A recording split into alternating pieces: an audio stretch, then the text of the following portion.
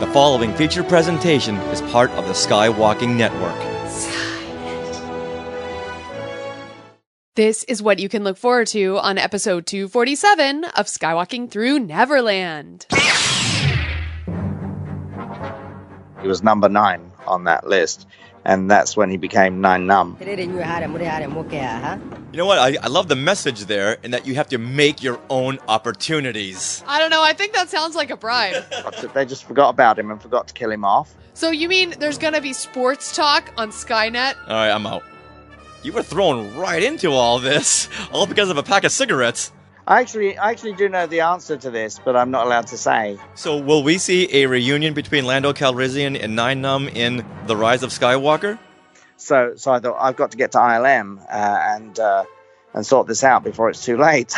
Stone Cold Steve Austin smashing 2 beer cans together and it splashing on me, which sounds totally gross, but it was stone cold, so it was awesome. Subject to capacity. Subject to capacity. Like it's right there in like big letters at the bottom. Hey, I'm Mike Quinn, and you may know me as Nien Nunb from Star Wars. And I'm Skywalking Through Neverland. Boom! Yeah. That was the one. Nice. That's a keeper. Are you ready? Off to Neverland. Here we go! A long time ago, in a galaxy far, far away. To all who come to this happy place, welcome. Disneyland is your land. When I first made Star Wars, everybody in Hollywood said, well, this is a movie Disney should have made. You're more than just fans. You're family. Best day ever! Secrets lab. It's about family, and that's what's so powerful about it. Hey. When you use a bird to write with, it's called tweeting. When we visit the world of Disney, we never grow old. It's a Peter Pan, Never land that keeps us young in heart. This is Jedi Master Obi-Wan Kenobi, and you are skywalking through Neverland.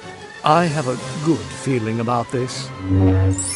Hey, Skywalkers! Do you want to know the secret of success? Well, all it takes is a pack of cigarettes and the Mike Quinn Motor. And you'll find out what all of that means in just a little bit. But beforehand, we want to welcome you all to Skywalking Through Neverland. We are your podcast destination for the many decades of your Star Wars, Disney, and Marvel fandom. I am Richard Woloski, but now everyone please say hello to my sweetie wife, Sarah. Hello, Skywalkers! It is time to give you guys a big Wookiee hug to our family of Skywalkers. It's such an exciting time, and we just want to give a big thank you for listening to the show every single week. If this is your first time listening, welcome! And all you face huggers out there who are watching us live on our Facebook page, hi everyone! Thank you for joining us. You make us sound good. And Teresa is saying, no smoking on Facebook. We're not condoning smoking. We're telling kids not to smoke. But you know what? Using a pack of cigarettes to bribe your way through a guard gate, well, it just may work in your favor. It may work back in the 70s, right? Yes. Or early 80s. Oh, yes. Well, regardless, we just love it when you share our joy in Galaxy's Edge or just this adventure through fandom. Now, we are recording this from Long Beach, California on May 15th, 2019. Now, Minnie, how many more days until we can finally visit Galaxy's Edge? It's 4:22. Good afternoon. That wasn't the question I asked, Minnie. No, it wasn't. Minnie didn't answer correctly. No, she didn't. Minnie, once again, how many days until we can visit Galaxy's Edge? It's 4:22. Minnie, once again, set it to the Galaxy's Edge setting. It's 4:22. Yeah, okay. Oh, They're not okay. cooperating. It's all in secrecy. No. They're avoiding the questions. Okay, but I am waiting for Apple to update their watch so that Yoda says something. What do you think? Right, but I'm trying to lead into something here, guys. Oh, I know. Well, how many days? Well, judging by today's date of May 15th, it's 16 more days.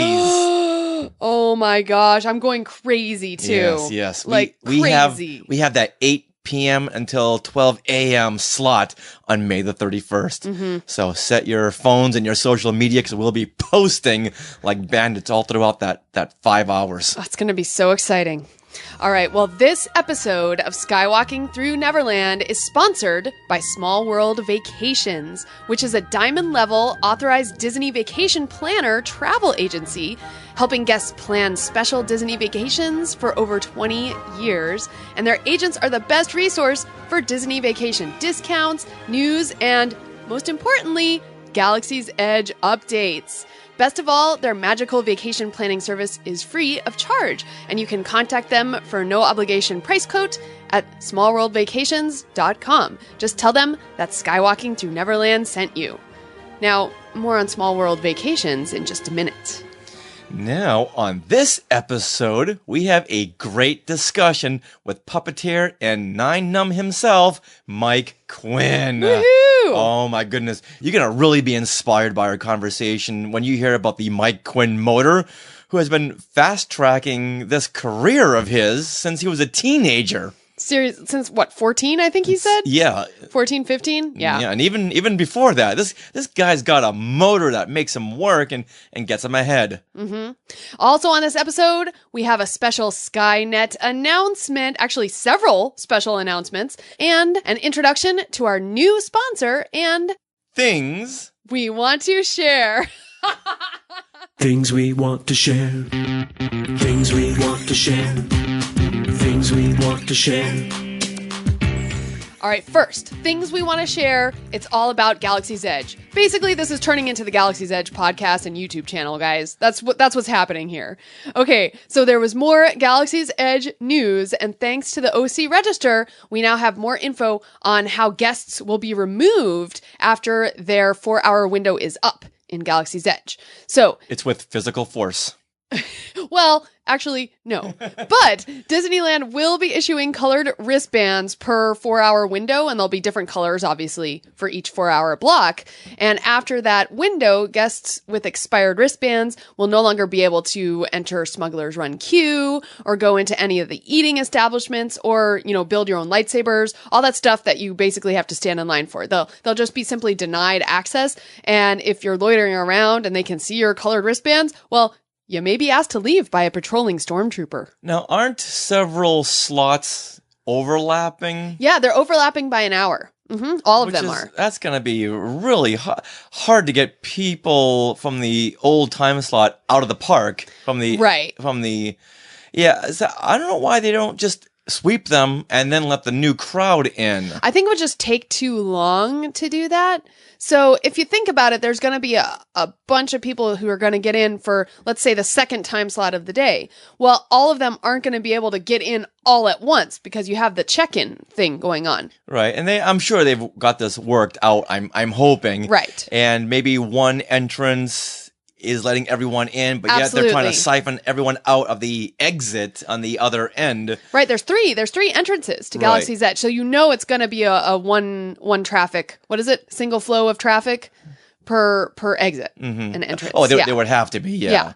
And I'm just hoping you don't get these big crowds just mixing and mingling and colliding into each other, and people running to different places and people trying to get out. And yeah, I'm wondering what the capacity what will the capacity be in Galaxy's Edge itself, and will it be manageable just in general? Because they have the option of going under capacity, selling under capacity reservation slots, just so it's just nicer for everyone in there. Oh, yeah, that's the way it should be. Yeah. So I'm hoping that you have one side of the park that's coming in, the other side of the park that's leaving, and that way you're never going to be crunching with everybody else. That's just my big fear right now, trying to get to the Millennium Falcon, but yet get this wall of people trying to get out. Oh, yeah, I've had dreams. Yeah, so if you're going to be the one between me and the Millennium Falcon, I can guarantee things won't end well. Is it like me and anyone who tries to get between me and Jingles? Oh, definitely. On the carousel? Oh, definitely. They will be knocked down. Now, once again, we're not condoning smoking or violence. No. But, just letting you know. Okay? Read between the lines. Exactly. Read between the lines.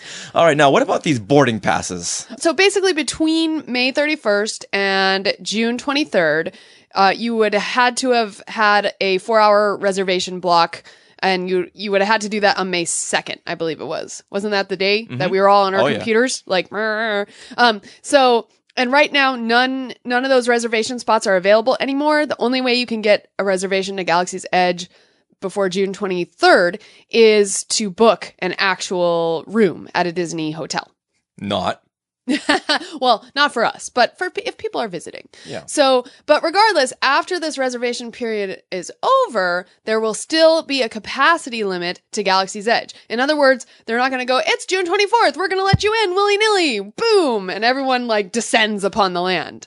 So, beginning on June 24th, you will actually have to get a boarding pass, which you can obtain within your Disneyland app. So when you enter the park and your park ticket is scanned, you can go to your app and request you can reserve a boarding pass, one per day, to go into Galaxy's Edge. Or there's paper boarding pass kiosk. I don't know how many there will be. There may be only one. So once you have a return time secured, and you'll be notified in your app, or it'll say on that little paper boarding pass, you have a 2-hour window to enter the land. And then once inside, there's no time limit at this point. Yeah, this is a good thing. Mm-hmm. This is I a think very so. good thing. Yeah.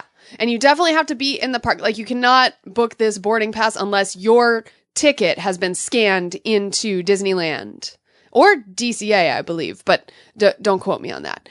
So if you exit Galaxy's Edge, once you've entered, you cannot re-enter. And you can only get one of those boarding passes per day. But if you think about it, boarding passes won't be required when the park first opens until the capacity is reached in Galaxy's Edge. So you can conceivably line up in the morning and go bam straight to the land. Like we did when we were, I think it was 2010, and we zoomed over to Harry Potter Land, Wizarding World. Right away. Right. And we weren't denied access. We were fine because we headed over there right away. So that's what's going to happen. And then perhaps late at night when crowds thin, there may not be a requirement of a boarding pass. You could be able to walk right in. But we don't know if that's going to occur or it will always be crowded. And also this virtual queue, these boarding passes will be in place for as long as needed. It could be a year. It could be 2 years. Who knows? It could be just until Galaxy's Edge opens at Walt Disney World. Right. So, yeah, you just don't know. Well, the biggest downfall of conventions or theme parks is the line method. And it sounds like they've pretty much got it under control. Yeah. Oh, yeah. They are prepared. And I don't know if you've noticed, but every Disneyland advertisement for Galaxy's Edge I've ever seen around, either on billboards or on TV or on YouTube, they all say subject to capacity, subject to capacity. It's right there in big letters at the bottom. Yeah, and there's a stormtrooper and a first order trooper and Boba Fett, and everyone is pointing at this. Make sure you read this. Yes, and it's rumored that they'll have the same kind of boarding pass system in place for Walt Disney World. Teresa's saying, yeah, it'll be interesting to see how they do handle that, because I'm assuming they'll have the same issue there. It'll just be super crowded. Right. So, if you have your app, you should be able to do that. Well, I'm predicting good things for this. Right. And also, one of the things we have in place is there's going to be cast member previews. I believe it's May 20th through 23rd or something like that. And they're going to do that 4-hour reservation system. And they will be booted out just like we're going to be on May 31st and beyond. So once that happens, we'll have more of an idea of how the check-in process is, how they boot you out of the land, all of that. Yeah, we have friends going to those cast member previews, so we'll reach right out to them and say, all right, tell us what we have to know. Yeah, we're going to let you all know. It's very exciting. All right, so speaking of Galaxy's Edge, you may have noticed this t-shirt behind us. This one right over here that I'm pointing to, so all the face huggers, see that one? You know what that says right there? If you read Arabesh, it says Coca-Cola. That's right. It's the red Coca-Cola Arabesh Galaxy's Edge t-shirt we got at the Galaxy's Edge panel at Star Wars Celebration Chicago, and there's 2 of us. So we got 2 of them. So we're going to be giving one away on YouTube. So have a look out for a YouTube giveaway contest, and you can go to youtube.com/skywalkingthrough-neverland to subscribe. Make sure you subscribe. Basically, our whole goal, we're this close to 3,000 subscribers on YouTube, you guys. So that's our goal. Yeah, this will put us over the edge. Exactly. Yeah, this one has not been worn. No, nope, not at all. Just want to make sure everyone knows that. Yeah.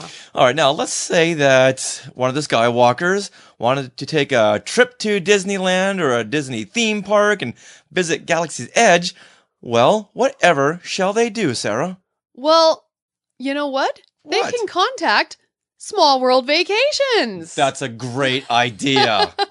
You may have noticed at the top of this episode that we have a sponsor. Well, this actually came about at Star Wars Celebration Chicago. And on the last day of Celebration, and practically the last hour, we were recording video at the Galaxy's Edge booth. And after we were done recording, Sue of Small World Vacations introduced herself, and we made this great connection. We ended up talking to her for like 15 minutes, and she was there because she was with Small World Vacations, and Disney had actually brought her company there to book trips to Galaxy's Edge. And she has been looking to partner with a Star Wars themed website or podcast. Exactly. Or someone deep in the Star Wars fandom. Exactly. So since Celebration, which was about a month ago now, we've been working to create a sponsorship agreement, and we are proud to now have Small World Vacations as an incredible sponsor. So rather than just say, hey, this is sponsored by Small World, we'd like to take a little time and tell you a bit more about them. And this is from their press release and numerous conversations that we've had with Sue. Now, Small World Vacations, they've been in business since 1996. Wow. So they know their stuff, and they help guests to arrange their vacations to Walt Disney World, Disneyland, Disney's Aulani in Hawaii, Adventures by Disney, Disney Cruise, and Universal. Yeah, Universal too. Let's pop that one in there too, because people want to go to Universal. I know. If they're going to be in Orlando, let's throw Universal in there too. And their agents, they've sailed on over 500 Disney cruises. Boy, they sound like the chickafants. And they've been to Walt Disney World thousands and thousands of times. So they know their stuff. Right. And they are a top-selling diamond level authorized Disney vacation planner agency. Yeah, they're also, they are partnered and recommended by Mouse Savers. You guys know that website. Disney Food Blog, Touring Plans, and the unofficial guide to Walt Disney World, which is amazing. And they have been named by Inc. magazine as one of the fastest growing businesses in the U.S. for 6 years in a row. Now, I've always wondered, what's the difference between getting a travel agent and then just doing it yourself? Right. Well, especially for Walt Disney World, there is a lot of planning involved. Teresa knows. She's watching us. Yeah, She's planning her vacation right now. Right, yeah. Yeah. I mean, if you go to any of these parks, you know how much planning it takes. Right. Yeah, so basically what the agents do is, at no extra charge, they work on behalf to secure the best pricing on a Disney vacation package, and this is based on your travel preferences. So if you book with them, they're always monitoring to see whether or not there's a cheaper rate, and they'll put you on that discounted rate if it comes up. Yeah, so you can do it yourself and have to monitor discounts and what's going on and know what to schedule and for when. But you have someone like this who is an expert at vacation planning. They do it all for you. Yeah. And you're not paying anything more, which is fantastic, because you'd think you'd have to pay an extra premium for this kind of personal service. Right. But no, not with this. Disney pays them, not you. So right. Works out great. And also, one really cool thing is that as an added service to guests who book Walt Disney World Magic Your Way vacation package with a dining plan, Small World Vacations offers personalized assistance making your dining reservations. You know, Be Our Guest restaurant, Cinderella's Royal Table, those are like really hard to get into, but they can help with that. And of course, all Disney dining locations are subject to availability, but, you know, just so you know. Yeah, and like we're seeing here on Facebook, some people are saying that planning is half the fun, which sometimes it can be, but if you get a full plate, which I'm sure most of you do, you know what? If I can give this to somebody else, right, then perfect, because they have more knowledge and insight, and they know the little tricks on how to get the better deals, or just the little incidentals that you may just forget about. Exactly. So once again, if someone can take that off my plate, please, and I don't have to pay anything more, please take that. It's true. And Walt Disney World to me is very daunting. So I'm happy to have someone do that for us. Yeah, this is my number one reason why I don't like to travel.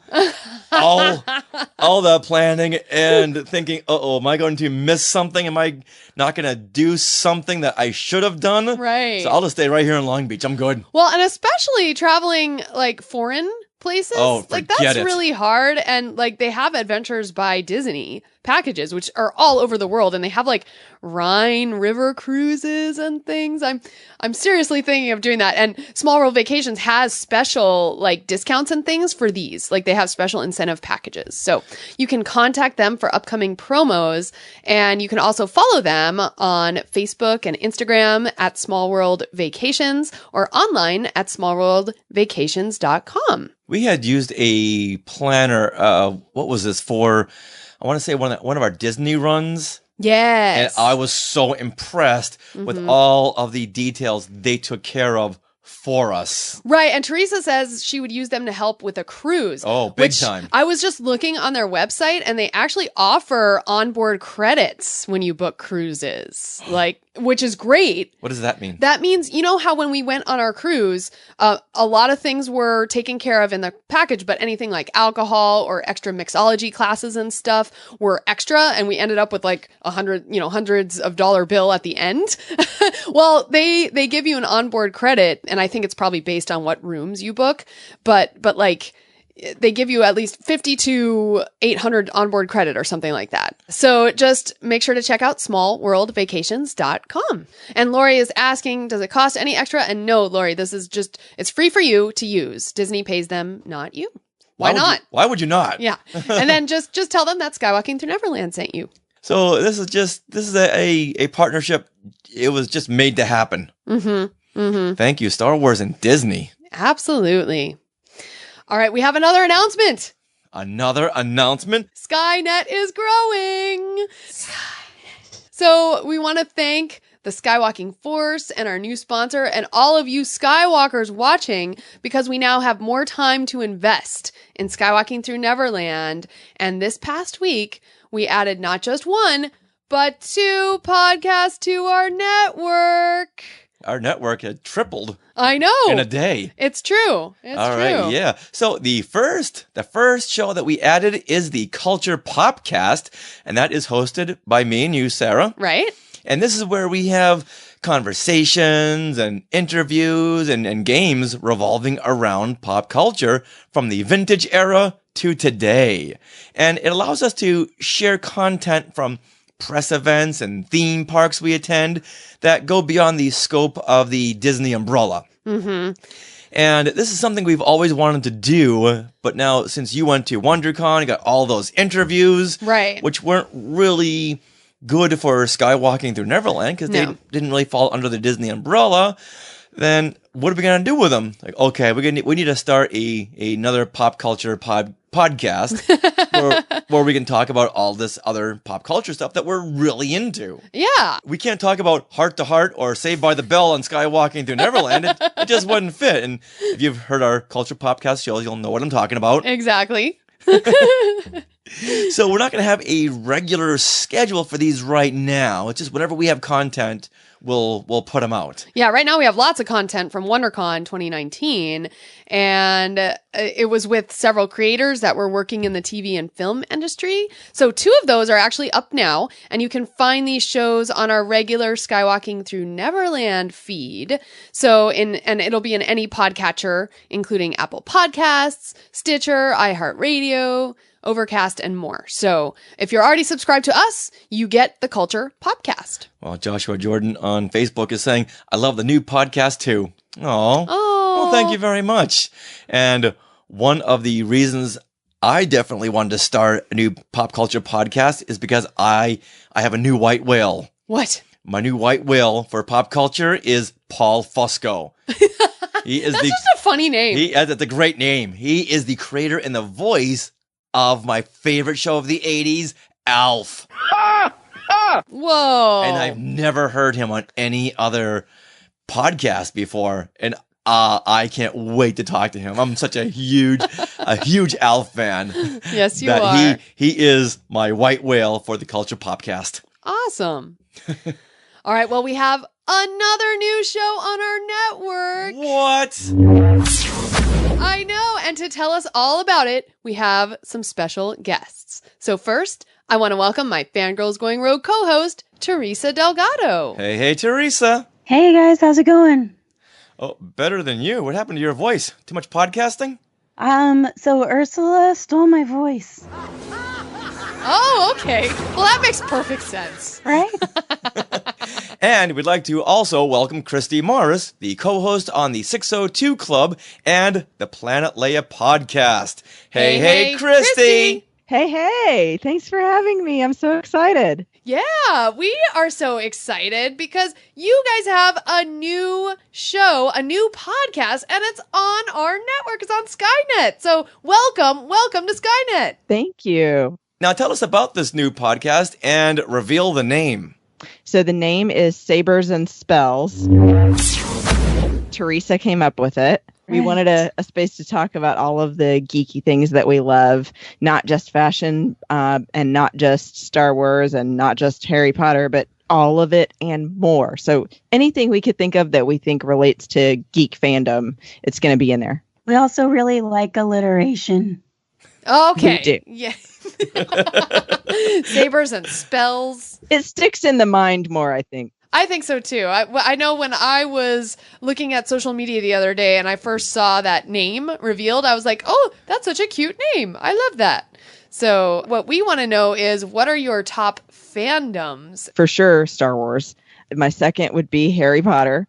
And then my third, right now, I'm totally obsessed with Game of Thrones. I started drinking the Game of Thrones Kool-Aid the year Michael and I got married, and I haven't been able to stop. Ooh, so what year would that be? 2012. Cool. Okay. And so those are your top three. Okay. And then what's like two fandoms that change out?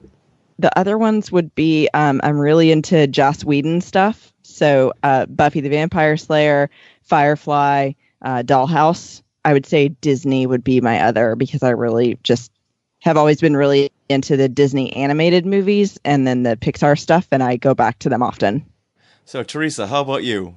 Well, so the reason Sabers and Spells is named Sabers and Spells is because our top two fandoms are Star Wars and Harry Potter. So push those out of the way. And I would say my top three, not including those, are Disney, obviously. That's a huge one. And then My Little Pony and Lord of the Rings, actually. I kind of have to say that, too, when I have a giant tattoo that takes up my whole entire hip. That's Lord of the Rings. Wow. All right, so there's a good spectrum of fandom there. Now, between the two of you, you have like 16 podcasts. So what made you want to do this additional podcast, Sabers and Spells? Well, we were doing Galactic Fashion, and we kind of put an end to that show for multiple reasons. But I know one of them, one of the biggest ones, was that the geek fashion world was getting really convoluted. There was so much, and it was hard for us to keep up. So we wanted to be able to branch out and talk about other stuff. And we also found in the episodes that we did, we were talking about other things other than fashion as well. So we kind of said, okay, let's do something together that encompasses more stuff. We wanted to talk about all of the fandoms that we love. And, of course, we love Star Wars, and we both said that's our number one fandom. But we're also both really into Harry Potter, and we're both Hufflepuffs, which is awesome. And then, we also have these other geek fandoms that we may not both share, but it's going to teach the other person about them. So, for example, I've seen all the Harry Potter movies, but I've never actually read the books, and Teresa was appalled. So now I have to read them. I kind of freaked out a little on her when I found out. But, Christy, we do have another fandom that we can kind of talk about that people don't really expect, which is WWE wrestling. Oh, and we're both big wrestling fans, and we talk about wrestling fashion quite a bit also. And I think people were surprised. Yeah. I'm surprised right now. I've never known this. So, boy, this really runs the gamut of pop culture. So you mean there's going to be sports talk on Skynet? All right, I'm out. Just what is the sports that you speak of? No, I think it's good. I think we're expanding. It's awesome. Yeah. All right, so now with all the pop culture podcasts out there, including the Culture Popcasts, how will your show be different? How will you stand above the rest? So one of the things we wanted to do is, I call it, we want to be your popcorn snack of podcast. We just want to be like a bite-sized snack in your day. So something shorter, about 30 or 45 minutes max. I think we're shooting for 30 minutes per episode, and that'll allow us to be able to put, more episodes out on a regular basis. We're going to do a lot of things that are just focused on maybe like reviewing movies or TV shows, and we may go back into some of those older fandoms and kind of review some of that stuff, like Gilmore Girls, for example. We both love that show. It'll give us a way to be able to kind of explore all the things that we love that we haven't talked about before with anybody. So there's going to be that. We're also going to try to limit the amount of news that we cover down to maybe one thing per show, because we don't want to be a news show. We want to be a very conversational show.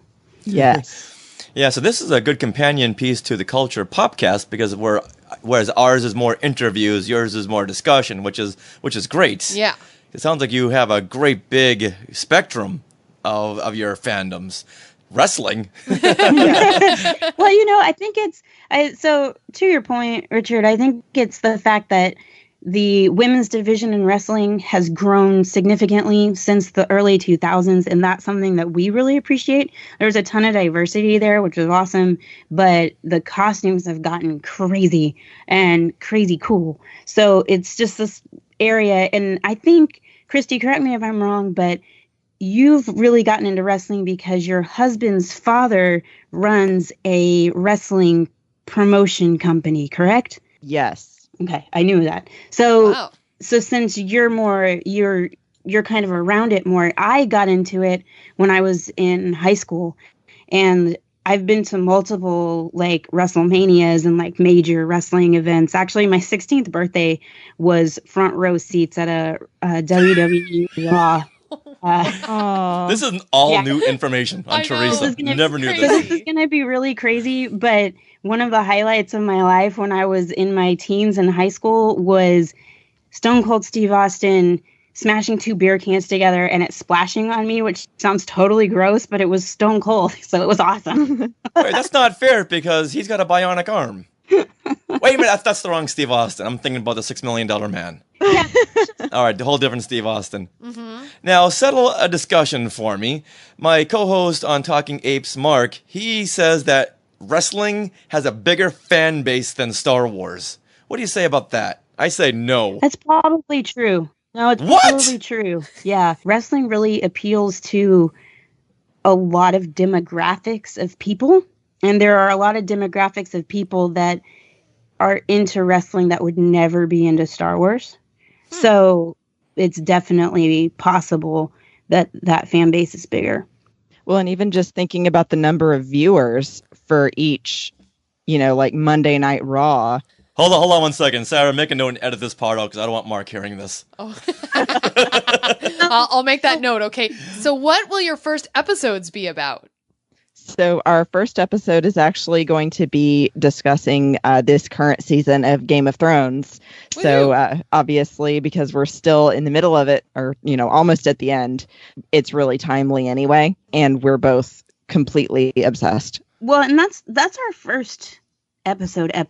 We are going to have an introductory episode where we're kind of talking about this stuff, what our show's going to be about, introducing our listeners to us and who we are, doing some sort of like question and answer, like questions, things you would do when you're doing icebreakers with people you've just met, so that people can learn about you, which I thought would be kind of fun. But then our first real episode, like Christy said, is going to be about Game of Thrones. But things we have coming up that we know we want to do, we're both going to get out and go see Detective Pikachu. So we'll be covering Detective Pikachu, probably Aladdin and Lion King, and then pretty much just anything else that's kind of going on that we're like, hey, this is cool. Now, when do you expect the first show to start airing? The first 2 episodes, which will be the Game of Thrones talk and the kind of introductory, should be during the week of May 13th. So pretty much when this segment airs, the first 2 episodes of Sabers and Spells will already have been out. It's all coming together. Yeah, and how often will your shows run? Definitely twice a month, but occasionally more than that, depending on what we're covering. All right, so where can people find your show on social media? You can find us on Instagram and Twitter at Sabers and Spells. And it's Sabers spelled the United States American English way, Sabers,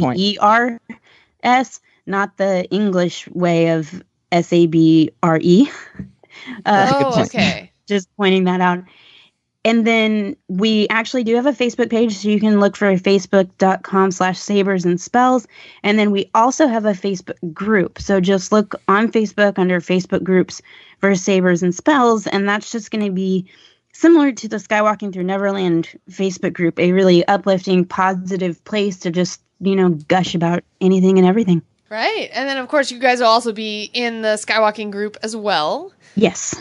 Just so everyone knows, Sabers and Spells will be on its own podcast feed in your favorite podcatcher. So unlike the Culture Popcast, which is on the same Skywalking Through Neverland feed, Sabers and Spells will be on its own feed that you'll be able to subscribe to and make sure that you get all of your episodes. But you'll also be able to find, of course, Sabers and Spells, the show notes, on skywalkingthroughneverland.com.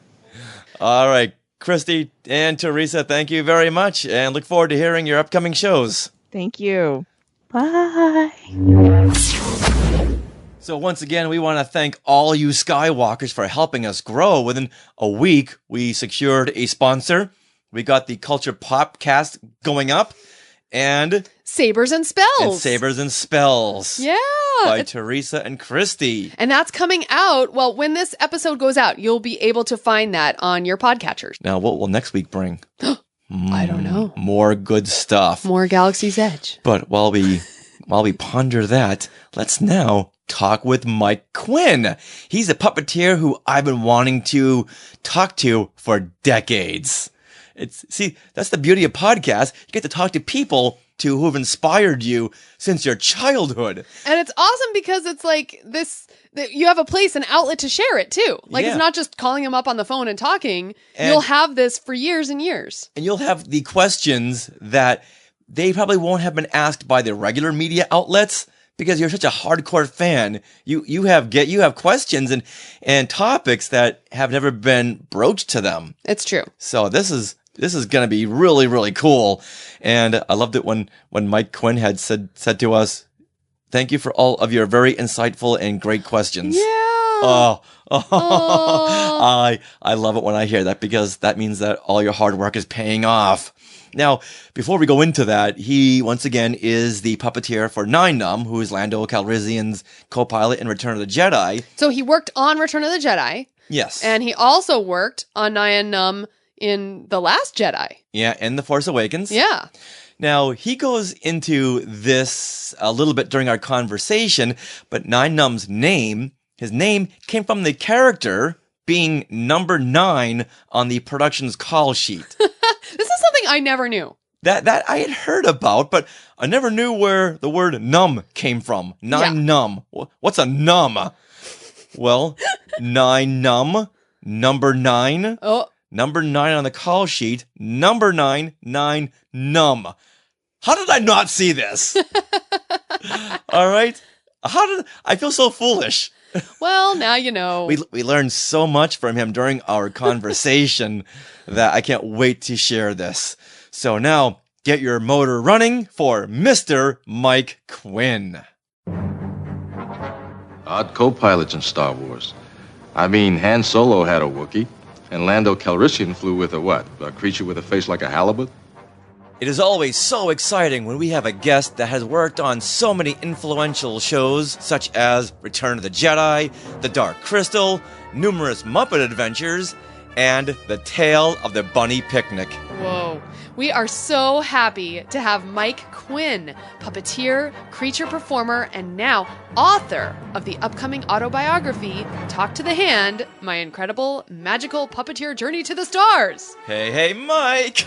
The Tale of the Bunny Picnic. That's one you don't hear about very much, is it? Oh, we love bunnies over here. We have bunnies. So, okay, maybe we should just jump right in with the Tale of the Bunny Picnic. We had so many questions about Muppets and Return of the Jedi, but let's talk about the Tale of the Bunny Picnic. Right, just get to the good stuff, right? I think that's what people want to hear. As the mayor of the Bunny Picnic, no. We definitely want to talk about Return of the Jedi and just about everything that you have going in your illustrious career. But let's take a step back here, because I'm really impressed by your very strong work ethic you had growing up, and I think we can all learn something from the Mike Quinn Motor.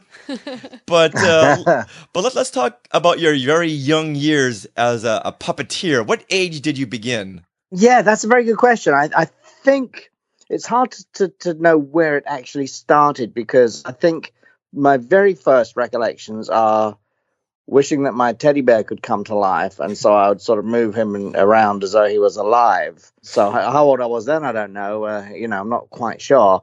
But then I had some glove puppets and marionettes that I would play around with at home and make paper bag puppets as well, as kids do. Before I was going to school and stuff, and right around, first year of school age and that sort of thing. But then I actually had a booth glove puppet show that I wrote and created, that I would do in parks and auditions and talent shows and stuff like that, when I was about maybe, I would say maybe 8 or so. Wow. And I had a magic act as well. So sometimes I'll start out with the magic act and then finish up with the puppet show. I wasn't really very good at either of them, to be honest, but I was happy. I never really got too far with it. I think I got paid maybe once or twice, maybe when I was a tiny bit older. So nothing sophisticated or anything. But to me, puppetry now is sort of like a magical illusion anyway, in a sense. So I've always been interested in magic too, and always enjoy that. But puppetry is magic. Oh, definitely, much so. Yeah, your life has pretty much followed ours, because we do puppet shows and magic shows for kids. Yeah, right. It's great. It's nice, isn't it? It's a great combination, actually. I really like it. Yeah, it's really fun when the kids get so into it and like the puppets become that character that they're talking to and yelling at. Yeah, absolutely. Yeah, they don't care about you. It's the puppet that they want to interact with. It's a great way in, though. It's a great access to the kids too, and they'll trust a puppet, a lot sooner, and also puppets can open up maybe a shy kid, whereas an adult, it'll just take a lot longer to do that with. So. If a kid's sort of shy or whatever, puppets can say things that humans can't, that's for sure. For better or for worse, yes. Yes. Oh, hopefully, always better for me. It might not be better for anyone else, but they'll get mad at the puppet, but they won't get mad at me. Oh, there you go. It's always interesting to test the kid's moral compass with the puppet's actions and let them yell at the bad guys, and the bad guys can say something like, "I'm going to take something. If I take something, it belongs to me." And that's what I mean by the puppets can say something, but you can't, and the kids will go, "No, you can't do that." That's bad. It's such isn't that interesting? And I just came back this last weekend from the Punch and Judy Mayfair in Covent Garden, which was first documented at that same spot by Samuel Pepys in his diary in 1662 of all things. So, Punch and Judy, I don't know how much you know about it over there, but it was quite physical, where these glove puppets would, Mr. Punch himself, Punchinello, he had a sort of a slapstick, and he'd hit the wife and the baby and all that. And it kind of, people, when everything sort of got PC a decade or two ago, people started complaining about it. But it's not PC, and how can you're teaching kids violence against these characters. But it's exactly what you said, and I was watching these shows unfold over the weekend, and he always gets his comeuppance. He gets arrested, and in some shows he actually goes to hell and he meets the devil, and that kind of thing. So, but the kids are always, she asks, like when I think there's a clown that's he's sort of the a bit like a narrator in a way, and he comes along and sort of speaks to the kids. And did Punch hit the baby? And then sometimes the wife will do that too. Judy will do that, and the kids will tell on Punch. They know that he's wrong and that he's being naughty and stuff. So they know it's wrong, and they'll tell on him. So it's not, and it's puppets too. It's not. I don't think it's teaching kids how to be bad at all. If anything, it's just showing it in a safe environment, in a situation that is acceptable to them, perhaps. Right. I think Punch and Judy became un-PC in the 1970s. Probably, but so people are still funny about it now, squeamish, shall we say? Yes. But, well, when it comes to hitting babies, they've got a right to be squeamish. But they're not real. Kids know they're not real, and yeah, it's just like when kids like to see stories and cartoons about monsters. It's actually, from a psychological point of view, it's actually very, very healthy, because it's something that they can see in a safe environment and conquer and not be afraid of that. There's something to be said for that. Oh, definitely, much so, yeah. And like you had said earlier, it helps the shyness from the kids in the audience, but sometimes vice versa, and shy people will really have a voice because of the puppet. Were you a shy kid while growing up? Yes and no, actually, funnily enough. Yeah, I mean, I think when I was in a comfortable environment, say in school class, I was the annoying class clown that would always get told to be quiet, or the parents would separate their kids from me in class because I was being disruptive. I'd do slapstick routines and put colored chalks on my face to look like a clown, and tell jokes and do silly walks and all kinds of things. But generally speaking, when out in the real world, I was very shy. And as I got older too, that seemed to become a bigger problem for me, a bigger issue, just not having the confidence and that sort of thing. So when I sort of started to get into puppetry, wanted to get into puppetry professionally, then that sort of helped me a bit, because again, the puppets could speak where I couldn't, and they could have a voice where I couldn't, and that kind of thing. So, and I'm talking about, 13, 14, 15 even, that sort of thing. So it's really interesting, actually. Yeah, that's the best age. Yeah, a good age to get into something good. Yeah, so it helped me a lot. I mean, and puppets are always therapeutic to perform anyway, even now for me. And I think they always will be. I think anyone that says it's not therapy when they're working puppets might not be either honest or be quite aware, perhaps. But the other, going back to what we were saying earlier about children. Now, what's exciting to me about puppet shows is, and I'm sure the ones that the shows that you do, as well as Punch and Judy shows, quite often that's the very first live show a kid will ever have seen, and they don't even know, like, how do I react? Am I allowed to say something? So it'll be their first experience of live theater, which is really exciting, isn't it? Oh, yeah. That's one of the first questions we'll ask before a show. Who here has never seen a puppet show? Yeah. And a lot of times, many kids will raise their hands, and it's like, wow, this is such an honor. You chose my show to be the first. Yeah, and that's the thing, and that stays with kids, when they grow up. They'll always remember that first show, and they'll sort of have fond memories of that. I mean, I think it's sort of a great thing to kid, to be honest. Right, I agree. And then when they come back a year later to see your next show, the parents will say, yeah, they remember, they recalled your show from last time, and they knew not to cheat in school, or they knew not to lie.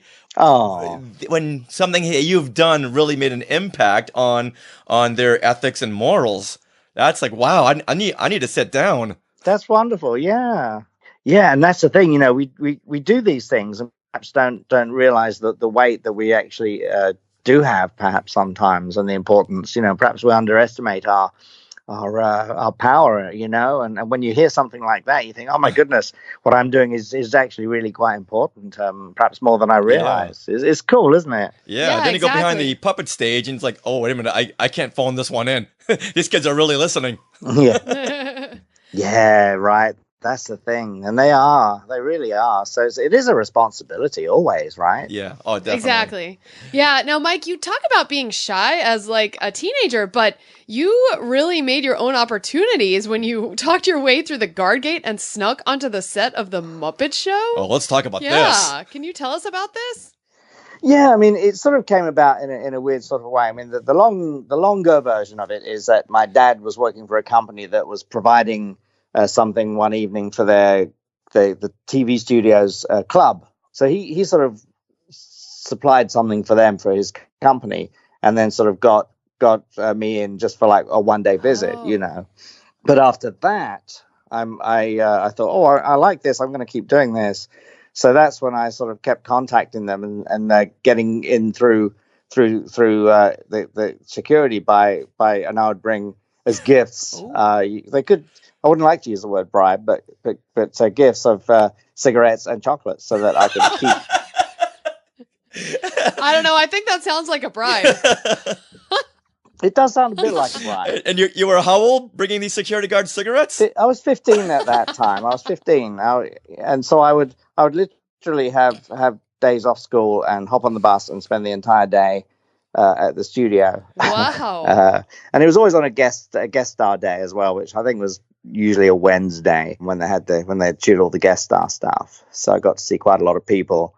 So the first one was Linda Carter, and then we had Diana Ross. Oh my goodness, Marty Feldman, Mac Davis, Gene Kelly was the last one they taped. But yeah, I was there so many times. Okay. Wow, you weren't there during the Star Wars episode, were you, in 1980?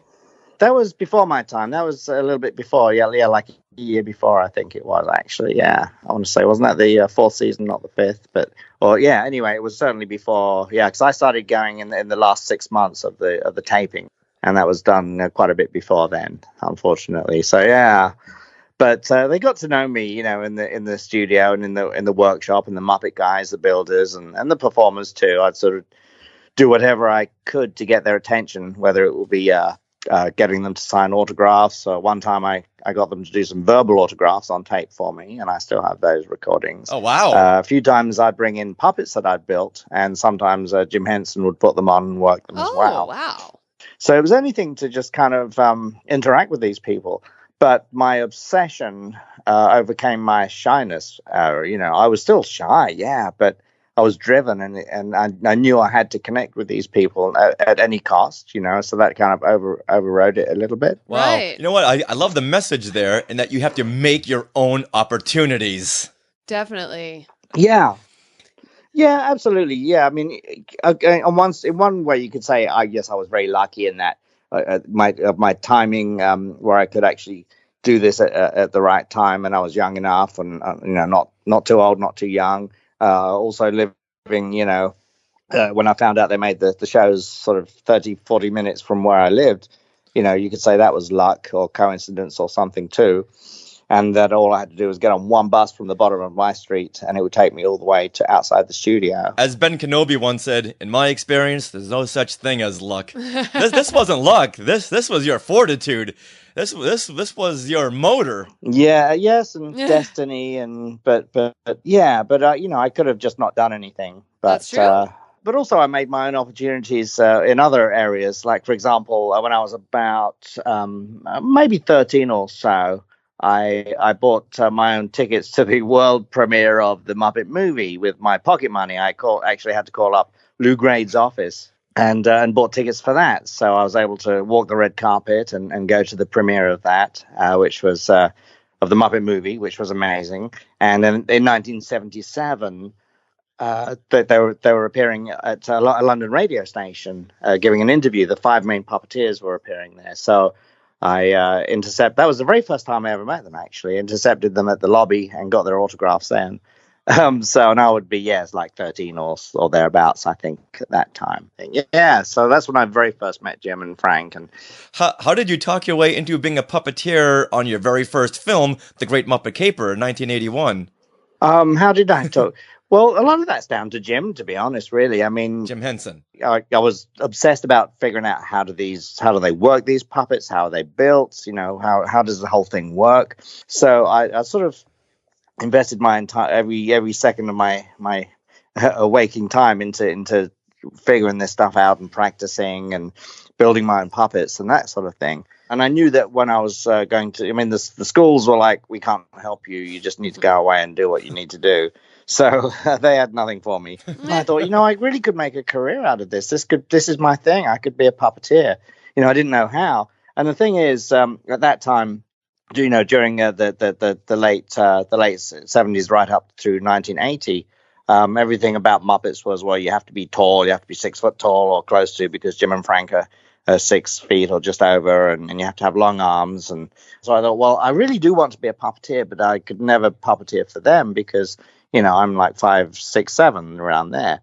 Plus, I'm English. So, a little detail there. I thought, well, I could also build, as a puppet builder or whatever. So there was one time about a year before where I did write to them before I'd left school. Wrote to the Muppet office and said, I'd like to work for you, and got a polite letter back saying, we'll keep you on our file. Thank you very much. Bye.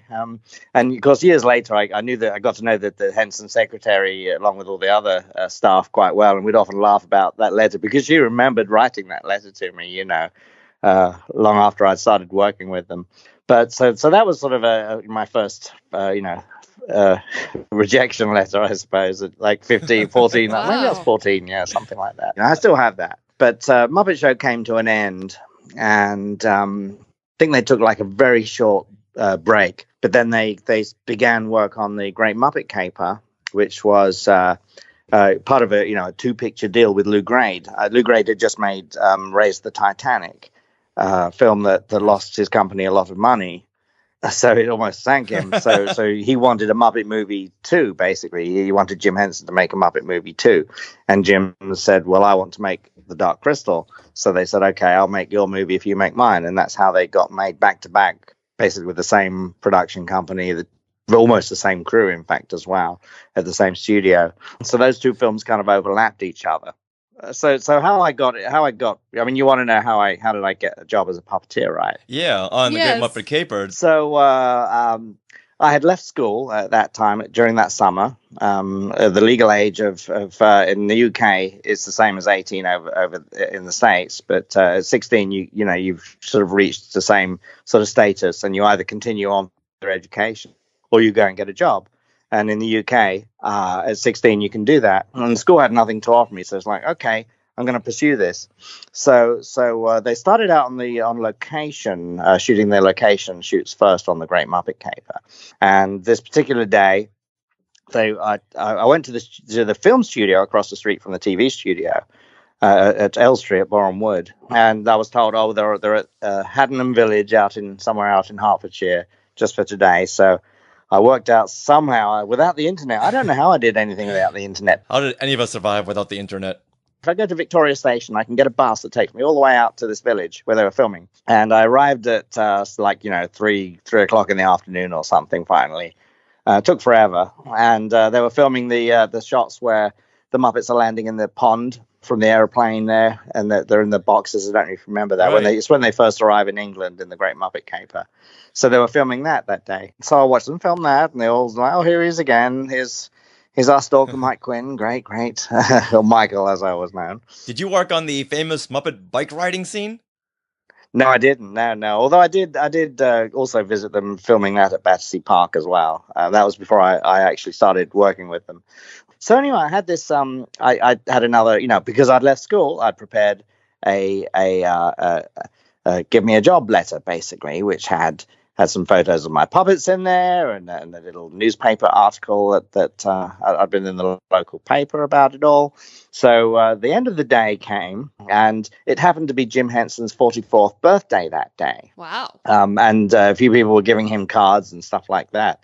And of course, I waited in line and I was right at the end and gave my my envelope to Jim and said, "Oh, this is for you." And he said, because apparently that's what you do. You don't go to the producers or whatever. You actually go to Jim Henson and ask for a job. Yeah. I didn't know any better. Like he didn't have enough on his plate to deal with without, dealing with recruiting.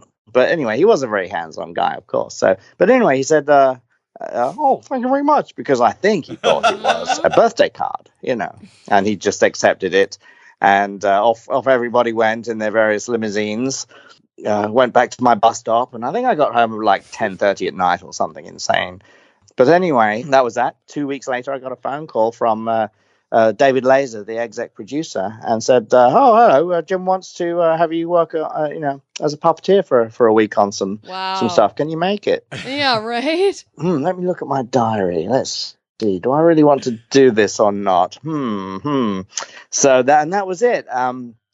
And so they just sort of, took me on for a week, basically. And they were still doing location work at that time for that week. But in that first week, we did, some stuff on the Happiness Hotel bus, nice. Arriving at the Dubonnet Club, which was actually the front of Elstree Studios. I worked Kermit and Gonzo, one on each hand, in the back of Beauregard's taxi, going past Harrods in Knightsbridge in London in real traffic. It takes a while to get to know the town. Well, how long have you lived in London? All my life. How come you don't have an English accent? Hey, I'm lucky to have a driver's license.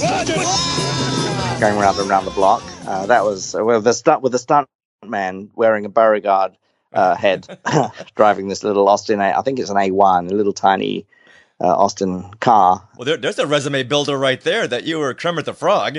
Yes, right, exactly. Yeah, just it's just wide shots. It's in the movie and stuff, but it just kind of flies by, in the nighttime. Can you imagine the looks from the drivers, in other cars and stuff? I love it. And then after that, we went to Nebworth House, which was where we did all the exterior parts for the Mallory Gallery, like trying to break into through the gates and then climbing the walls, and then the scene at the end where the cops come and stuff like that with Diana Rigg and Charles Grodin. So that was my first week. And then they just kind of kept me on after that. They just kept using me. So when you first appeared on set, did Jim say, "You're hired, but you still owe me a birthday card"? No, I think yes. Well, here's the thing. I heard years later that he actually felt guilty about keeping me from college or something, at the young age and spoiling my further education. It's like, this is my education. I would not get this anywhere else, But Jim was like that. He was very, very generous and he understood. I mean, I wasn't the first person to have behaved like this. Steve Whitmire was another one, of course. Oh, really? I didn't know that. Who had a very similar story to me, except Steve was already performing some shows, I think, in Atlanta. And then Jim and Frank found him when he was like, 18, 19, something like that. Well, how old were you at this point? So I was 16. Okay, you were 16. Wow. And then, then at 17, you jumped over to Return of the Jedi. Yeah, so what happened was basically I sort of segued onto Dark Crystal or sort of organically because Bobby Payne, one of the builders on Muppets and Dark Crystal, he was heading up the Podlings and the Slave puppet making unit for the Dark Crystal. He was one of Jim's original builders for Sam and Friends, and I think he went to college with him, actually. So he remembered me from the workshop when I brought my puppets along on Muppet Show. And he said, "Oh, I need an apprentice, an assistant to construct." There was about 100 puppets altogether. So when I wasn't filming on The Great Muppet Caper, then I was in the workshop building on Dark Crystal stuff and being around Brian and Wendy and all the Skeksis and everybody, all the heads of departments and all the builds. And then we'd do film tests at the end of the shoot days on Muppet Caper for Dark Crystal. So we do, paint tests and movement tests and environmental and lighting and fabrics and materials, all kinds of stuff. And it was really great. So at the end of the day, you look at the rushes and the dailies from the day before of the Muppet Caper, and then we'd switch over into Dark Crystal mode. It was amazing, and seeing all these endless tests. So that was, Dark Crystal was the very first proper full animatronic film. Right. And really, animatronic puppets didn't really exist before then. We did have Yoda in Empire Strikes Back, which was also Wendy Froud and Frank Oz and sort of semi Henson stuff. But really there was nothing else. That was kind of it. E.T. hadn't been made yet either. So we learned how to perform creatures on Dark Crystal, essentially, how to do animatronics and realistic things like that. So I actually had my 17th birthday on the set of the Dark Crystal, on the Crystal Chamber with the Skeksis and stuff. You were thrown right into all this, all because of a pack of cigarettes. I mean, that's the thing, and then Return of the Jedi was really the next film in right after Dark Crystal at the same studio. And of course, with Henson and Lucas being friends, there was a dialogue going on between them.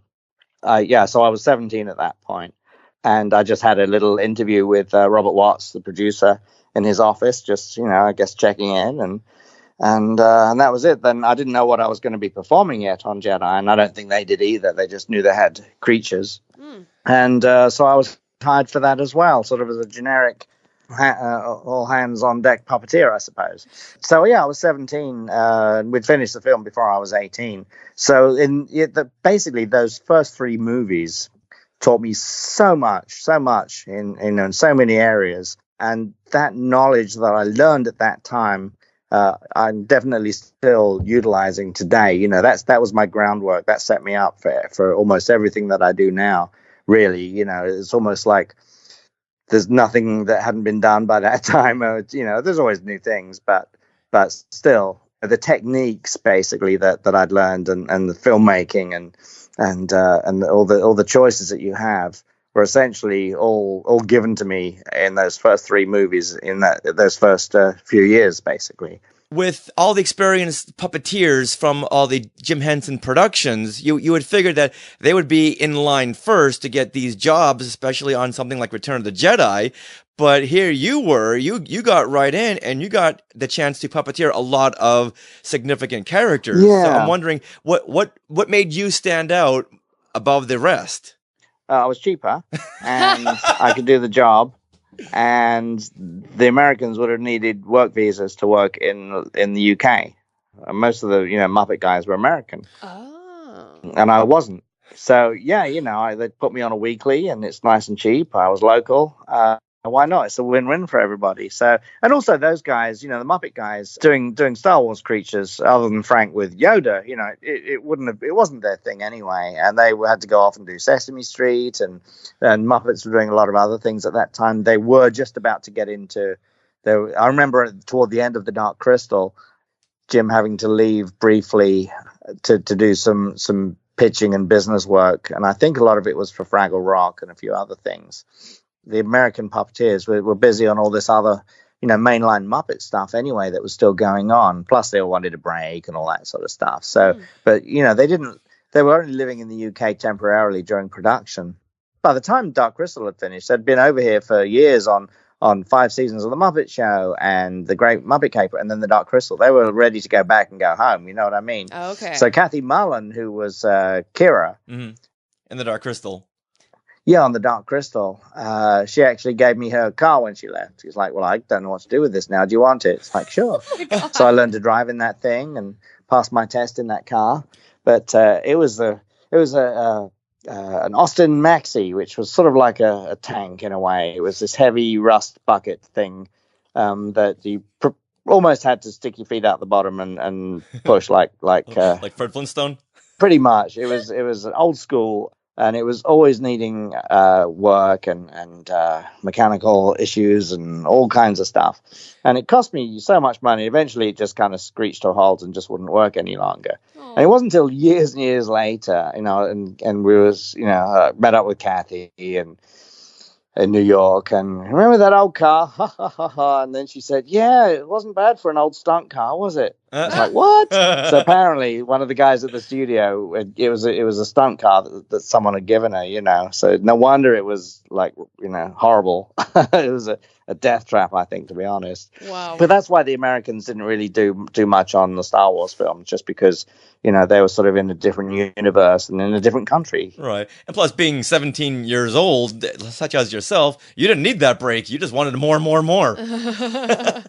Yeah. Yeah, and I would hang around a lot and sort of that helped as well. I mean, I got to help Frank with Yoda purely because he remembered that I'd helped him with Fozzie Bear doing the right hand for Fozzie and Piggy too and stuff like that. And he knew that he could trust me, that I was also small to fit in a small, because Yoda's set was tiny under there as well. Right. That sort of just happened organically, really. It's just like, oh yeah, I think I'll have Mike do that. He's around, isn't he? Yeah. So that was good. And in Return of the Jedi, you got the plum role of Nien Nunb, Lando Calrissian's co-pilot in the second Death Star battle.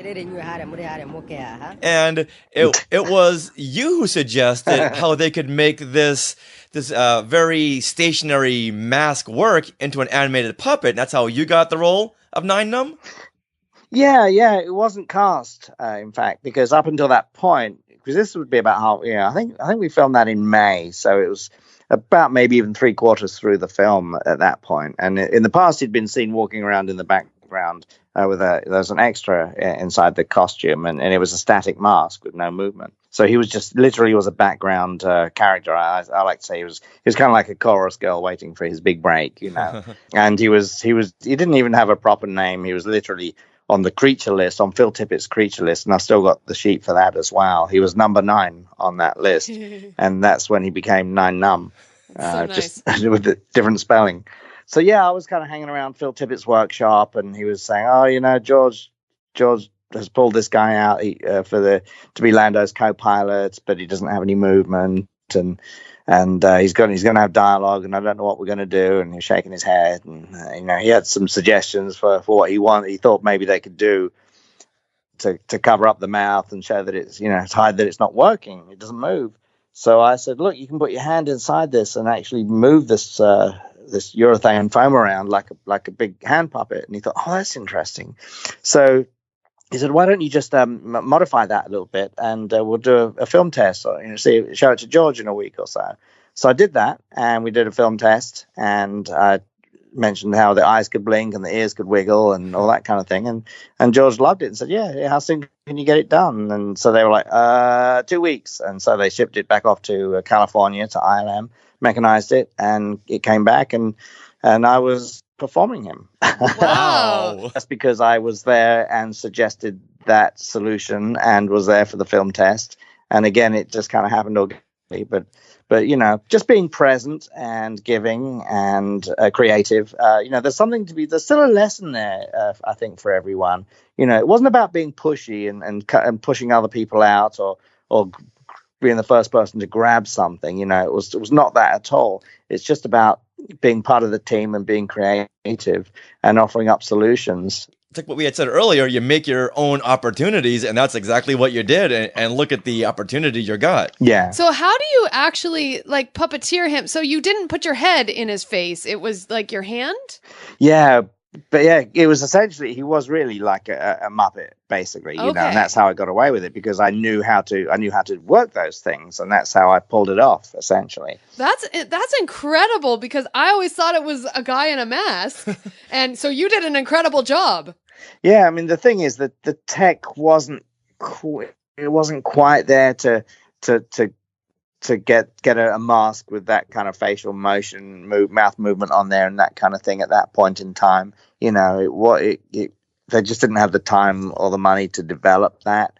I mean, literally, they had 2 weeks. He's going to be in the scene and he's got to talk. So that really wouldn't have been an option. Having the mask move like that. I mean, it would have been a possibility, but it wasn't an option for this at all. And they would have, the technology just wasn't quite there really as such.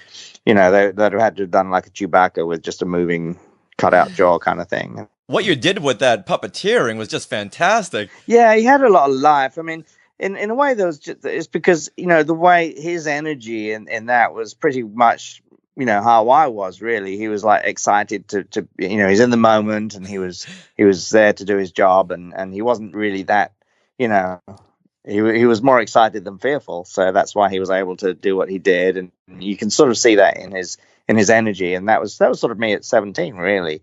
So at that point, Nien Nunb wasn't jaded. And did you write out a backstory for him before you started shooting? No, because I really didn't get the script until pretty late on, and it was just the pages at that. So I didn't know really quite how it fit into anything and the context of it, really. Other than that, he's a co-pilot, and his lines weren't even written. That was the weird thing. The script literally said he chatted in a liquid alien language, and then Lando had his dialogue. Don't worry, my friend's down there. He'll have that shield down on time. And then Nien Nunb interjects or whatever that it was. It wasn't even written, and it's like, how are we going to do this scene? What is this? So they already knew they wanted him to speak alien. They wanted him to have another language, but it was just something they hadn't even figured out yet.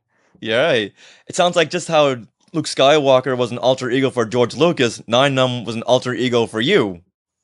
Yeah, definitely. Absolutely, though. I mean, that's the thing, though. With any character you perform, you have to find that thing within you to make it real. So there's always a part of, if you're performing something properly, there's always something of you in that character and that performance, be it an actor or a puppet or whatever, because you have to make it real, whether it's a good guy, bad guy, or whatever. So there's a lot of me in that, but I literally, wrote in pencil. I was too afraid to do it in pen. Wrote in pencil on my pages what he would be saying logically, like, we're not getting a reading on the shield, and TIE fighters up ahead, and there's stuff like that just made sense in the scene.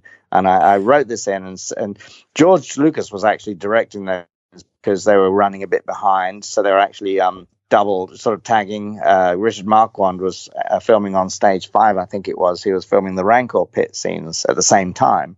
So George stepped in to direct the cockpit scenes. Oh, wow. And that's, funnily enough, that's not documented in the making of book or anything. I tried to look it up, and it didn't really mention that. Yeah, this is the first time I'm hearing of this. That's awesome. Yeah, there's always something new, isn't there, that someone... It's because they never interview people like me, so no one ever gets to hear it, I guess. It doesn't make it into the official Lucasfilm stuff. But anyway, that's what happened. So I showed him in my dialogue, and he just sort of read it through and said, yeah, sure, that'll be fine, and so there we go. So they I had to lay flat on my back to get the puppet low enough in the seat in the Falcon, and it meant they actually had to cut the actual seat part of the chair out, so that there's welded metal and all sorts of things. It was a 1973 race car seat. And I remember the guys were like really nervous about having to cut this thing up because they were, well, we can't get any more, they're done, and they were worried about it. Are you sure you got to do this? Yeah, sorry, I need to lie down here. And so they cut it out and locked the chair down and put down a furniture pad for me to lay on. And I had a monitor, of course, so I could see what the cameras were seeing. And they mic'd me up, and we just sort of ran through the stuff with Lando and Billy D. What was it like working with Billy D. Williams? It was great. It was fun, actually.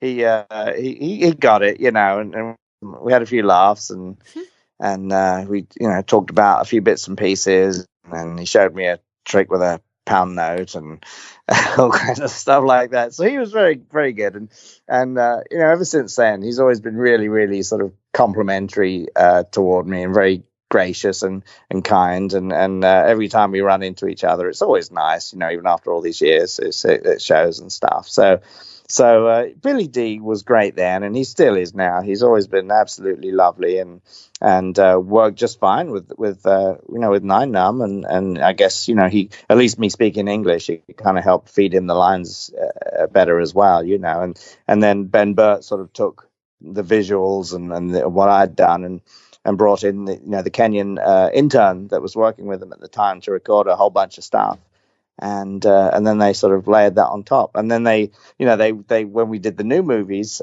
they found him about a month before the release. Found the Kenyan guy, I think he's a teacher now or something, and recorded some new stuff from him. And I assume they will again for episode 9. Yeah, that guy's name was Kipsang Rodich.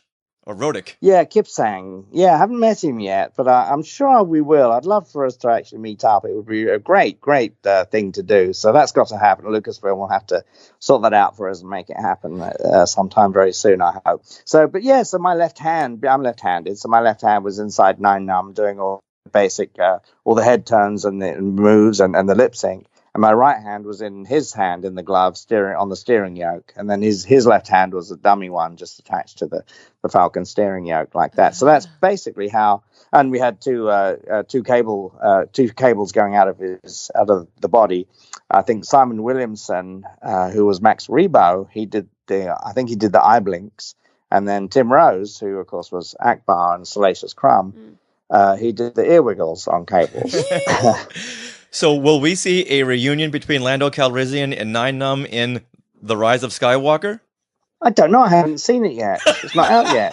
I was hoping to sneak that one in. Yeah. Come on, Mike. Work with us. We saw Lando in the cockpit in the trailer, so if we pan to the left, will we see Nien Nunb sitting there? Blink once for yes. If you watch it again, you actually see someone sitting next to him from the back. Oh. What? Oh. Yeah, in the teaser trailer, there's a shot looking over Lando's shoulder, looking out the cockpit, and you can see a silhouette of someone sitting next to him. Oh my goodness! Breaking news! I'm not saying who it is because you just go look now and see. But that answers one question anyway. But I can't say anything about what happens in the new movie. I can't. I just can't. Okay, we'll try to slip in some more questions later on when he's not expecting it. Shh. Okay, well, one of the things that I'm very excited that you puppeteered in Return of the Jedi is a walkling. I love yes, the little Ewoks. baby Ewoks. I know they were tiny little things, and it was all last minute. Man, they didn't really have anything inside them. They were just sort of hollow foam with fur glued on them. So, and there was a bit of wire that went between the ears. So I glued in some little, I made some little thumb grips out of gaffer tape, so for my finger and thumb to go inside the mouth and the brow, I think. And then so between all the little wire that went between the ears, and then the sort of gluing a little thumb grip, I was able to sort of get a bit more facial movement out of it, Yeah.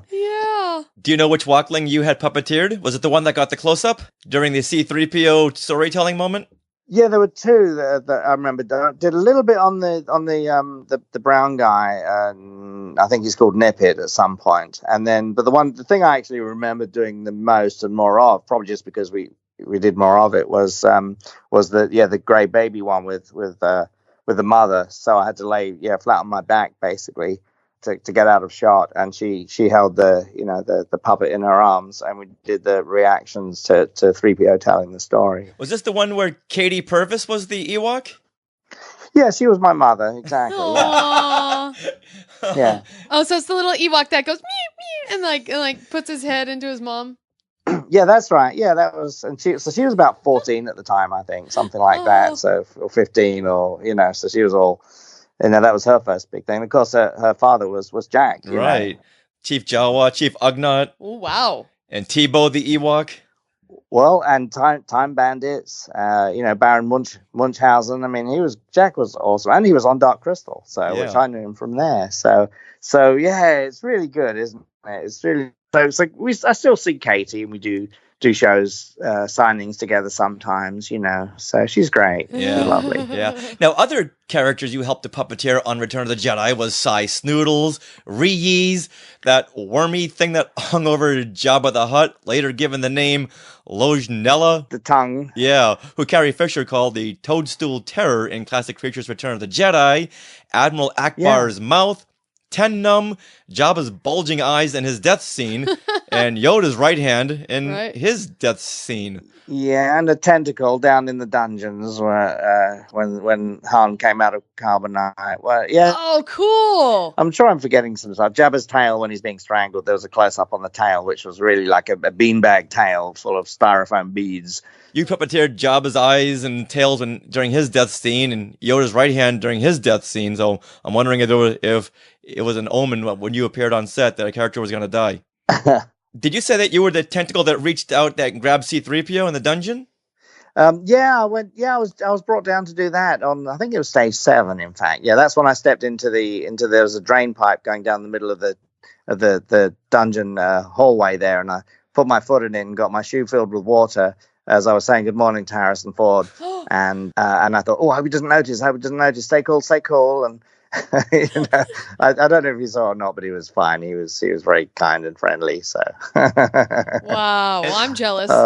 Well, we are learning so much because I never knew that. That shot always stuck out to me in the teaser for the Revenge of the Jedi trailer. And wraps around and grabs 3PO, and he does the famous ooh. Yeah. So now we know that Mike is behind there. I know. Well, that's the thing, though. When you do this stuff, you can you can be anybody and anything, and you can just go from character to character, from job to job.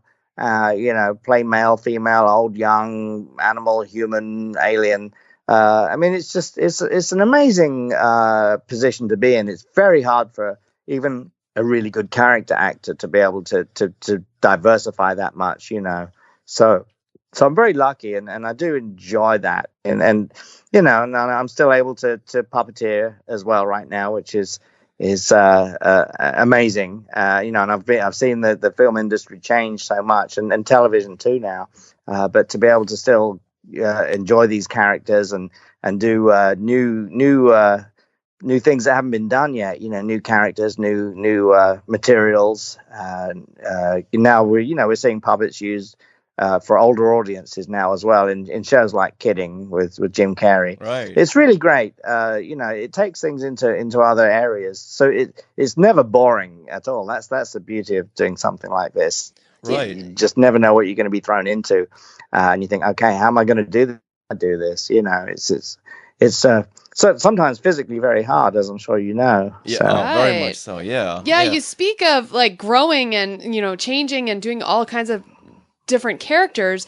I know the next Star Wars film that you worked on was actually Attack of the Clones, but not as a puppeteer, or not as a physical puppeteer, but as an actual animator. Yeah. So that's amazing you transitioned into that industry. And what scenes did you end up working on in Attack of the Clones? Yeah. So I was a character animator. I originally, because I was at Pixar first, working, on Toy Story 2, doing the Woody's Roundup and stuff like that, and a bit on Bug's Life.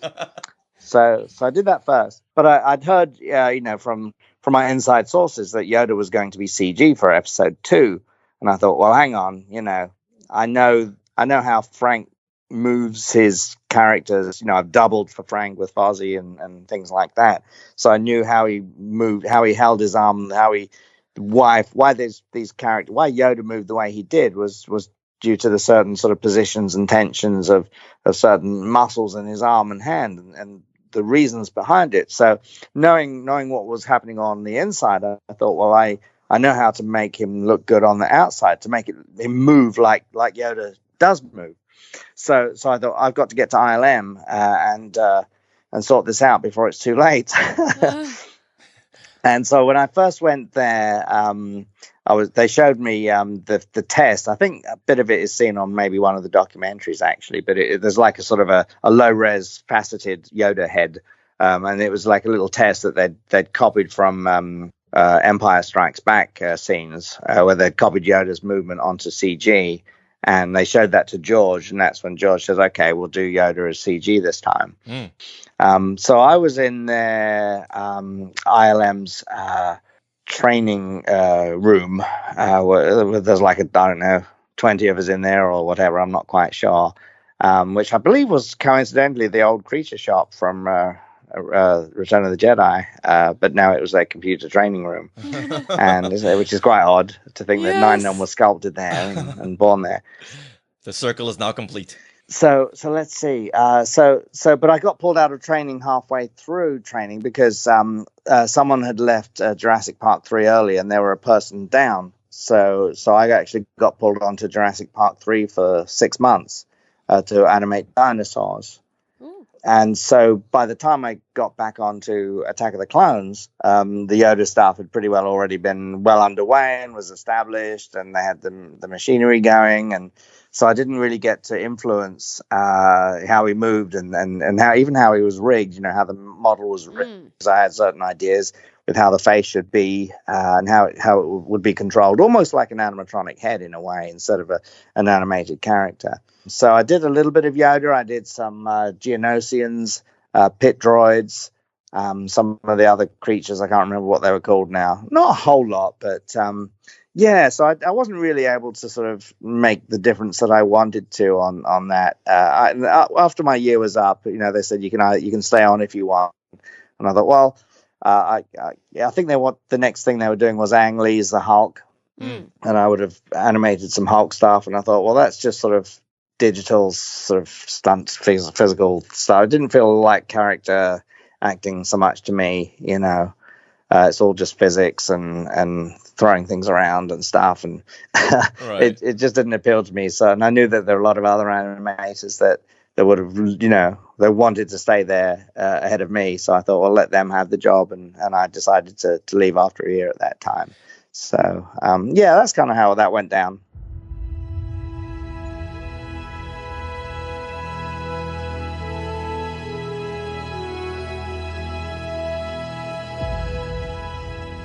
And then in 2012, when Disney bought Lucasfilm, and it was announced that Episode 7 was going to be put into pre-production, and since Nien Nunb had survived the Death Star attack, did you contact them and say, hey, if Nien Nunb is going to be making an appearance, it's got to be me? Or did they contact you?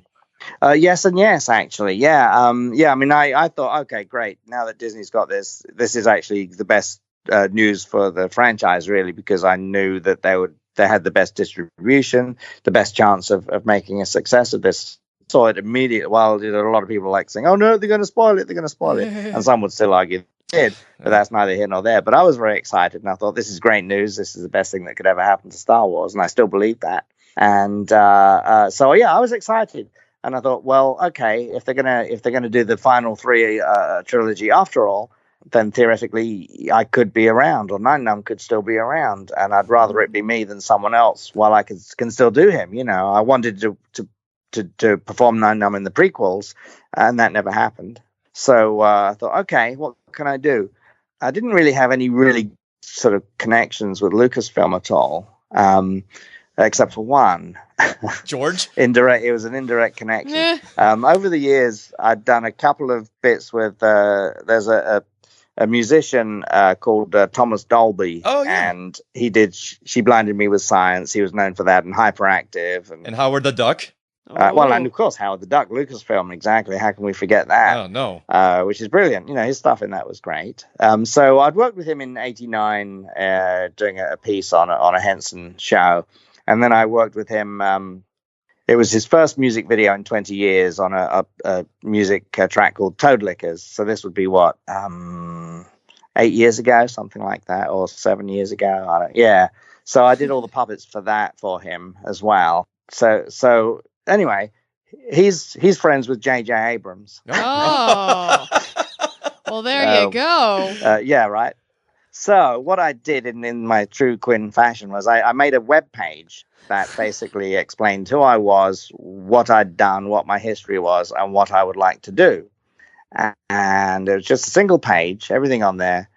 And I asked Thomas if he would forward that to JJ, and he did. Ooh. And JJ saw that.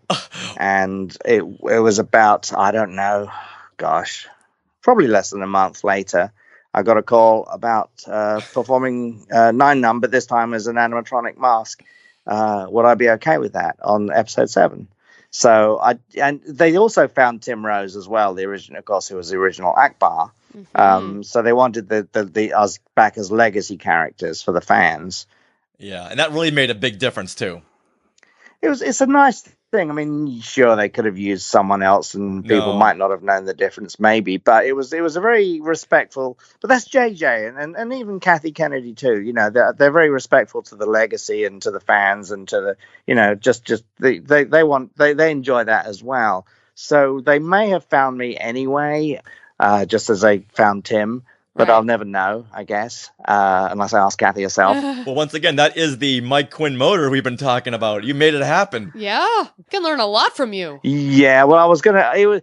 It's what we call belt and braces. It's insurance. It's like, well, just in case, I'm going to do this anyway, because I really have to do this. I couldn't bear the thought of someone else performing him. That would have just been heartbreaking. Yes. So, I had to, again, give it a little push, just as one does, I suppose. So so I guess that's twice that I sort of got my nose in with him a bit there. if you're gonna have Nien Nunb and Akbar in there, come on, you've got to get the original guys. Yeah. Now, what was it like shooting that last scene in The Last Jedi when the fragmented scraps of the Resistance, including Nien Nunb, were all gathered in the Millennium Falcon? Did you personally know what was going on in the story, and we just lost Luke? And how much did Ryan tell everyone during the shooting of that sequence? Yeah, Last Jedi was interesting because I only really had a few scenes in that film. I think I don't really know quite what happened. I don't know if they were tracking Nien Nunb as much as maybe they should have, and maybe that's to my advantage, because had they been tracking the character when they were writing the script and giving him the thought he perhaps should have had, they might have killed him off as well. But I think they just forgot about him and forgot to kill him off. Oh no! And so then they called me back and said, "Oh, can you come in? And I was in California, and this was in the UK. And can you come in like 3 days? We need to shoot another scene with you." So I sort of scrambled and got on a flight and came over here. And we filmed a whole bunch of stuff of us all running through the salt mines. Okay. And Rose was on the stretcher behind me, and I had I wanted a blaster just like, because the toys always had a blaster and a gun and stuff like that, and he's never had. It's like, I want to be an action guy like in the games and running around with give me a blaster. And Ryan Johnson said, "Sure, no problem. We'll give you that." So I got that, and we were running through the tunnels, and I was right behind 3PO in that, but it was kind of, didn't really see it in the film. I think when I saw the 3D IMAX version, I saw a faint ghost of Nien Nunb right behind Poe's shoulder, but they also darkened it down. But they cut most of that out anyway, because it was such a long film as it was. So no one ever really saw that Nien Nunb survived until they suddenly saw him on the Falcon. Right. He was there in the scene with Laura Dern. That was the only other scene that I'd filmed. So we saw him there, sitting there, listening to that. But so people thought, oh, he must have died, but had they seen him running through the tunnels, they would have not thought that. But then the next time you see him, but then again, he was at the side of frame, and not everybody saw that he was talking to Finn there. Oh, we did. So a lot of people still thought that he'd died. Yeah, a lot of people thought, oh, he's dead. No. So and of course everyone was saying, well, Akbar's gone, he got sucked out of a window, and it's all very sad. And then some of the puppeteers and performers thought that I was gone as well. And because people don't always know we don't get the full script. Only a handful of people actually get to read the entire screenplay. And even then it changes as you're filming. So not everybody really quite knew what order everything was in and what was happening anyway. So I think a lot of people thought that I was actually a goner, and they were too afraid to tell me. It's like, oh, I think you're gone. I think you're not. I think you don't make it. But no one, they were like really afraid to say. But then they were saying, but apparently, if you get on the Falcon at the end, then you've made it. You're alive. Oh, funny. And the very last thing we did, we had it was the end of the day. We had about 2 hours left. And we all ran onto the set, and they, lit, and we filmed it, set it up, and that was it. And I think that might have been Carrie's last film shot that she ever did, I think. Wow. So you were in the same room as her, obviously, in the Falcon. Yeah, all together. So I was trying to, John Boyega was great, of course, because, we always have a good laugh anyway on set, and he's wonderful. But he's a big Nien Nunb fan anyway. Oh! And he plays Nien Nunb in Battlefront, So he was like telling Daisy Ridley, oh, look, Nien Nunb, don't you? He's like the greatest pilot ever, and he does all this stuff. And she was like, right, saying, you boys and your games and your toys and stuff. So he was telling me, that he plays as Nien Nunb, and he's like really excited to have this shot with me and everything. So we're filming that stuff, because I had cameras on 2 shots on us, as well as the wide shot, as well, just for coverage. So we did a whole bunch of different takes, and I would just say whatever I wanted, basically. I was trying to make him laugh, just saying stupid stuff about how bad his flying was and all this kind of thing. A few times I got him to crack up as well. So a bit naughty, I suppose. So while shooting this, did you personally know what was going on in the story? Did they tell you what was happening? That this was the last fragments of the Resistance? No, and I don't want to know. I actually only need to know what I need to know anyway to do my job. Okay. It's actually quite. I mean, I probably know more about episode 9 than I did any of the other stuff in a way, maybe. But again, I only know maybe half. So, and I like it that way. I'd rather just go to the movie and watch it sort of for the first time and have surprises, just like you guys. Mm-hmm. I watch it as a fan and get sort of sucked into the whole thing and the spectacle and the story and the characters and the emotion of it all. You know, I don't want to be thinking, I mean, when my scenes are on, I'm like, oh dear, I hope it's all right, and oh, I hope that looks good, and am I not seen, you know, all that, all those inner things, and the dialogue goes on when you see yourself for the first time. But other than my own stuff, you know, I'm just watching everything else for the first time, really, just like everybody else. And there's a lot of story points that I really do not know, and I'm glad that I don't know. I want to be surprised, same as everyone else, and just get caught up in the film. So I like it that way, and that's fine. You know, it's great, actually. So it's a good thing you had the Nien Nunb mask on, so you couldn't hear Carrie and Daisy's scene going on. So you could put those little pieces together. Like, wait a minute, hold on, what's going on? Where's Luke? Well, mostly I can hear what's going on because I've got an earpiece, which has the everybody's audio coming into my ear from their microphones. So, plus I have to be able to talk back and forth with my face puppeteer as well. Yeah, often we have two-way communication, and I can hear them as well. So, plus I can hear the actors when it's all correctly anyway. I can hear what the actors are saying too, because I have to hear their dialogue and I have to, you know, react and where to turn when the lines are happening and that sort of thing. All right. So, so you did have some kind of an idea of what was happening then. Absolutely, in the stuff I was in, for sure. Yeah. Yeah. Okay. Well, I know next time we'll see Nien Nunb. Excuse me. I always called him Nien, but now I know the story, so now it's Nien. Well, hey, even JJ still hasn't got it right after all this time. So I mean, he calls him Nien Nunb. Oh man. Nien Nunb. For decades, it was always an argument. Is it Nien Nunb? Is it Nien Nunb? And when I had met you, Mike, at Celebration 4 in Los Angeles, you had come over to talk to Colin Higgins, who I was helping him. I was his autograph handler. You came over to say something to him, and I apologize right now for jumping in and say, "Hi, is it Nien Nunb or Nien Nunb?" Oh yeah, no, that's fine. Yeah. Well, he's, you know, there really isn't a right or wrong way because his name up until now has never actually been spoken. Yeah, but I want to apologize to Colin Higgins, who unfortunately had passed away, but he never got a word in edgewise because I really was like, okay, here's Mike right now. I've got to know this. And I knew about the 9 story, about him being the 9th on the call sheet, but then everyone kept saying Nien Nunb. Like, did they change something? What is going on? And all they did was change the spelling for the toy to make it sound alien. That was all. Right. Right. They shuffled around some letters. But now Nien Nunb will forever be in Disneyland in Galaxy's Edge in the Rise of the Resistance attraction. And of course, he'll be voiced by the same guy who voiced him in Return of the Jedi. So Kip Sang wrote it. Yeah, they've announced that. Yeah, I think they actually announced it last year, didn't they? Originally, in fact, when they did their first press, which is great. They haven't really said anything about my side of it yet. But they have said there's an animatronic of Nien Nunb in the ride. Definitely, yeah. Did you have involvement in that, like animatronic movements? Let's see. Well, I'm not really allowed to say anything about it yet. They've sort of said don't really say, you know, stuff. So okay. Well, that kind of answers that question, but that's all right.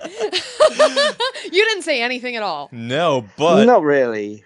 But this is kind of a spoiler because that means that Nien Nunb survives the Rise of Skywalker, because this ties in right to Episode 9. Does it? Do we know that Rise of the Resistance ties into Episode 9? Yeah, that's one of the reasons why they're not releasing the Rise of the Resistance attraction. Rumor. That's the rumor. Yeah, but it's been a heavy rumor. I actually do know the answer to this, but I'm not allowed to say. So you can speculate, but I do know where it all falls. But again, you know, I'm just not supposed to say it. But all will be revealed, all in good time, you know, soon. Okay, well, let's change the conversation. Does Nien Nunb survive the Rise of Skywalker?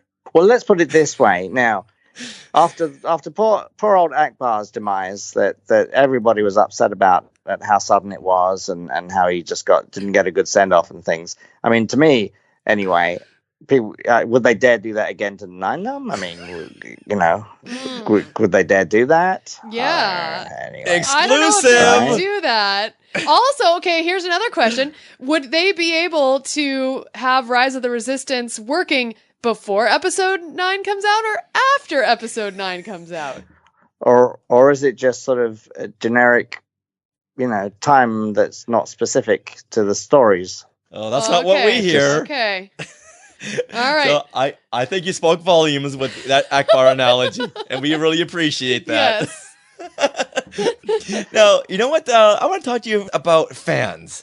Now, unfortunately, you weren't able to make it to Chicago for Celebration, and you were definitely missed. Oh, thank you. Yeah. Because we were talking to a lot of people saying, yeah, we're going to have Mike Quinn on the show soon. Like, oh, where is he? He's like, oh, he's... I know, yeah. He's not here. Hopefully I'll be at the Anaheim one next time, so that would be lovely. Yeah. Oh, that would be great. You're coming to our neighborhood. Yeah. And you've been to so many celebrations and numerous other conventions. What fan encounters really stick out in your mind? Gosh, there are so many. I mean, I've had a few people that have arrived at my table and they're so excited they just burst into tears, which is really sweet. Just because they're so excited and stuff. And I get that, as a fan, I get that because I'm a fan and I like to interact with people that I admire as well. And I collected autographs when I was a little kid too. So I actually do understand that. But I remember, a while ago now, of course, but I remember having to, sign a fighter's helmet for 9/11 to raise some money for the family, Oh. It's just, crazy. It makes you think, oh my goodness, that's just so hard, Right. So, but they're always so generous and kind. I mean, and the thing is, we're all the same, and I really don't see that one person is different or better than the other. I've just done different stuff. That's all. I think that's a great way to look at it. We're all on the same level, and as I'm a fan, and I probably get in line if I had the time to meet someone that I like and have enjoyed. So to me, there's no real difference between those guys on that side of the table and me on mine. In a way, and it's something that I never take for granted ever. It's a privilege and an honor really to be able to do the work that I do and to have done stuff that people have enjoyed and do remember. I've done a lot of things that even I probably haven't even seen and have forgotten about. So, I'd say 90% of, or 75% of what I do isn't really talked about or remembered. But that other 25% or whatever it is known and remembered and will be seen, I would assume a few hundred years after I'm gone, which is quite a scary thought. But it's also when you do something like, let's say specifically Star Wars and a character like Nien Nunb in that, there's so much more gravity to it because, often we don't get a whole lot of takes. They have a lot of stuff to get through and you've got to hit stuff really early, basically, and you don't want to screw up. So there's a lot of pressure, especially if you get a close-up and it's right at the end of the day and everyone wants to go home. And sometimes, I've done stuff in one take before on Star Wars, on this trilogy, stuff that's made it into the film, and it's literally been one take. I know watching those Classic Creatures Return of the Jedi specials when I was a kid, I realized, wait a minute, these are puppeteers. They're people like me. And that's how I got into puppeteering for movies because of those kind of specials. And I recall seeing you in those shows. Aww. Have you ever had fan encounters at conventions saying, hey, what you did really changed the course of my life?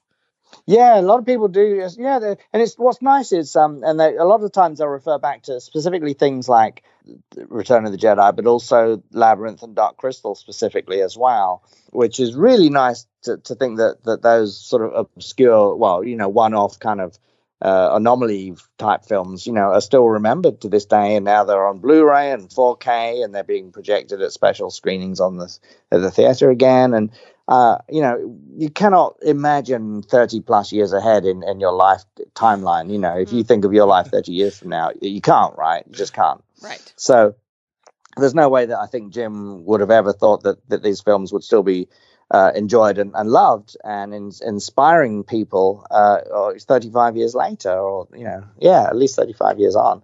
So I think Jim would have actually been very pleased to know that, especially with at the time neither of them financially did that great, to be honest, even though they were creatively amazing and unique, and they're kind of getting more love now because maybe Jim was ahead of his time. Maybe that was part of the problem as well. Yeah. But it is nice that those films have inspired people to become artists, sculptors, painters, game designers, all sorts of stuff. Yeah, puppeteers and films like yourself. Yeah, absolutely. And I think that's really, really important. So, and when we're doing stuff, we often don't think, we don't have that kind of conceit to think, what I'm going to do is going to make people want to become puppeteers or painters or sculptors. You don't think that. You're just trying to enter people, and do something nice. Well, especially at 17 years old.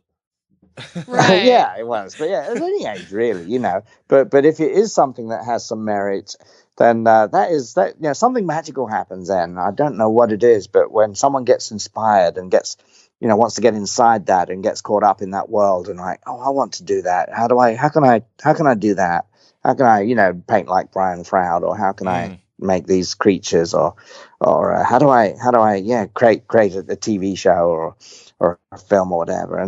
But a lot of people, work their way up to that and go on to do exactly that.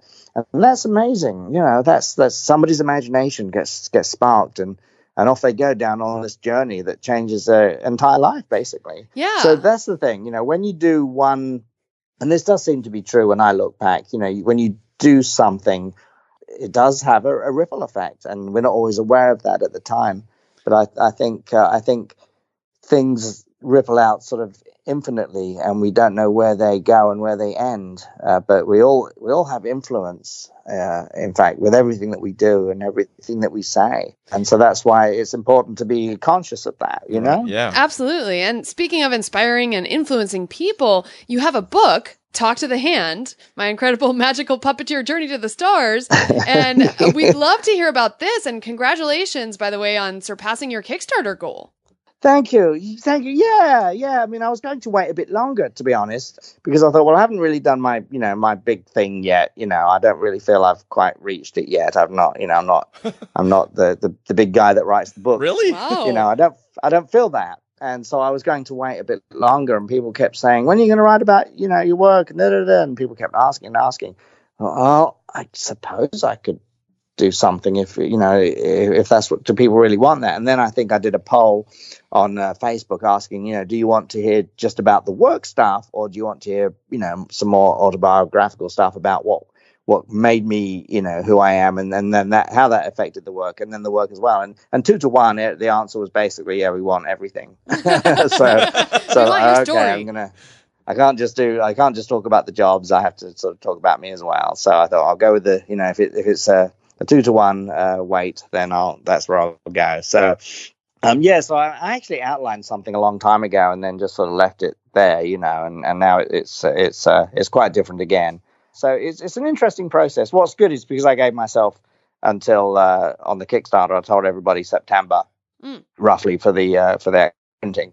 So it means that I can sort of dip in and out and sort of come back fresh each time and make allow myself to remember all the forgotten things and check in with people and with my sister and everybody, is this what happened and when was that, and things like that, and try and get hold of a few pictures and stuff like that. The Kickstarter ended in January of 2019, correct? Let's see, when did it end? I think it was something like that, yeah. January 30th, but fans can still get the perks with the pledges that they can still contribute, correct? That's right. Yeah. In fact, Kickstarter even sort of suggested doing that. That you can still actually get some pre whatever they're called thingies on your perks basically by continuing campaign afterwards. Continuing that momentum. So I basically sort of rebuilt the structure with exactly the same stuff on a separate web page. So,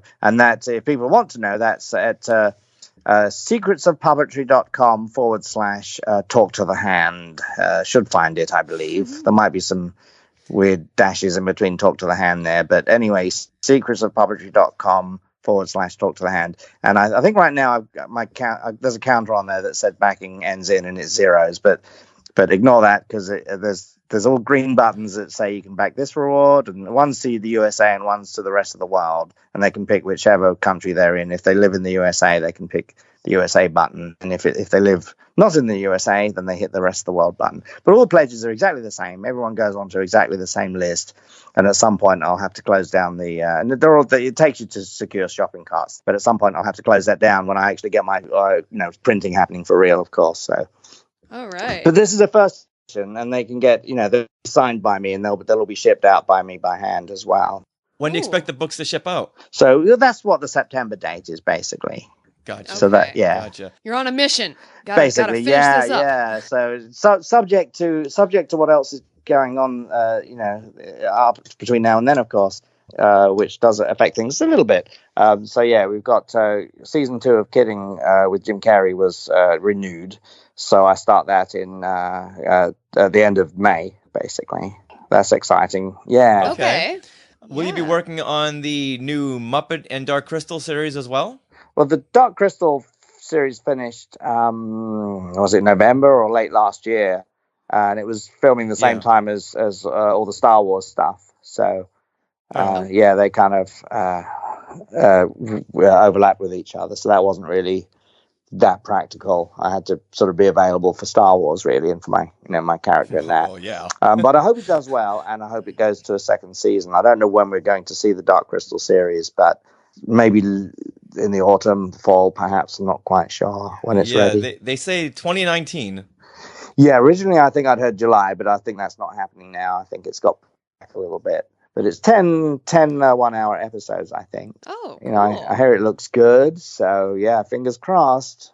A lot of my friends worked on it. So, of course, I want it to do well. And they're all very talented puppeteers. Well, where can fans meet you next in particular? Are you planning any expos? Yeah, I have a few popping up soon. Let's see. There will be a few more in the UK and around soon. I think I have, let's see, hoping for a few European ones have not been set yet to be able to say specifically. I do have Mexico City, somewhere in Canada, Seattle in the summer, I think, and then Tennessee, Texas, Alamo.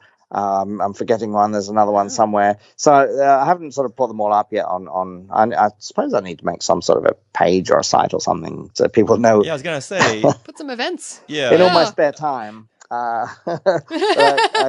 right, just put a calendar on your website. So that's there's all. a bunch of shows globally, I suppose, that I'll be doing throughout the summer and autumn as well. But it's finding where they are takes a bit more effort on the fans' part to find me at the moment. Yeah, because I can't just go to one place. Well, you always do a great job on social media on posting where you're going to be. So there's always that. As long as they can find me, and follow me. And plus, I'm sure you'll be doing book signings too. Yeah, that will happen later, I suppose. Yeah, the hard part with that, of course, is just scheduling it all with all the work and yeah. So, but anyway, I mean, I might be able to hook up with people that sort of do that, organize that stuff better, because I don't know if I really want to handle all that myself, And this is the right. first, this is sort of like a special limited edition, really. It's the first publication of version 1, and then there'll probably be a less fancy version available later with maybe some extra bits that people could buy on Amazon, but they won't be signed or anything either. And on the Talk to the Hand website, there's a audiobook version as well. Will that be read by you? Absolutely, yeah, definitely.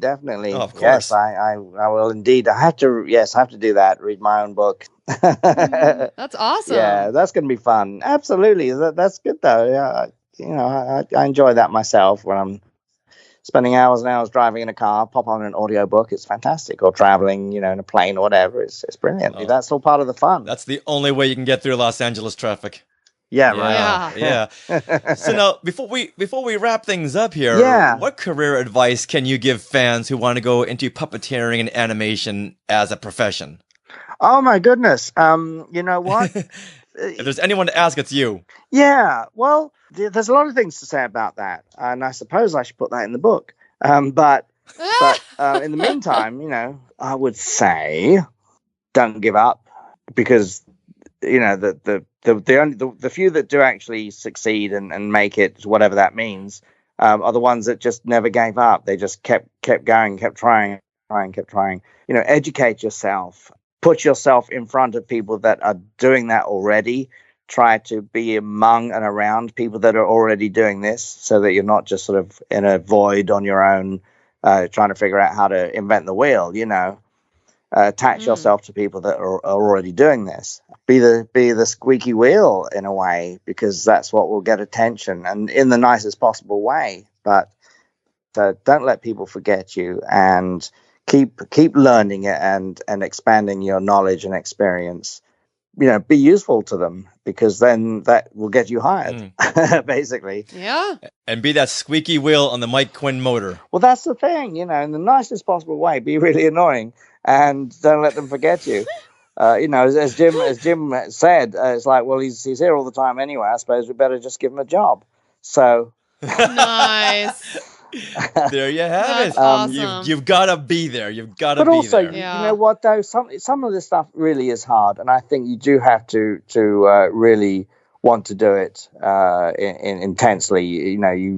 If you really have a real passion, or even, some would use the word calling, whatever that means to you, that will help get you through that, because it's that drive is what made me come up with all these different resources and ideas to get in front of these people and to be around them, almost to the point of obsession and to the point of stalking almost. But, but that's what it took. And sometimes that is what it takes. And I think a lot of times people either give up too early and shortchange themselves, or they really don't believe it's possible in the first place. I mean, I've had people say to me, "Oh, well, I'm too old to do this now. I'm in my 40s." And it's like, no, you're not. I'm going to be, whatever age I'm going to be, 55 soon. And if I wanted to learn to play guitar, I wouldn't say, "Oh, I'm too old to learn to play the guitar." I'll start taking lessons and learn that. It's like, at 90 you can learn new stuff. People are doing that all the time. Oh, yeah. So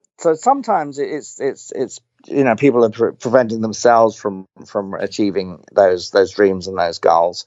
More often than not, to be honest. I mean, I know that circumstances do get in the way. That you're in the wrong location, you can't afford it, you don't have the time, the energy, or whatever. You don't have the resources. But then again, we also make for the things that are really important to us. It's like, I haven't got time to vacuum the carpet today, and then a week goes by. I still haven't got time to vacuum the carpet, but you have time to watch Game of Thrones or something, or the latest Marvel film. So we sort of do. You know what I'm saying, though? Yeah, yes. Very much so. So pretty much, you've got to get out of your own way.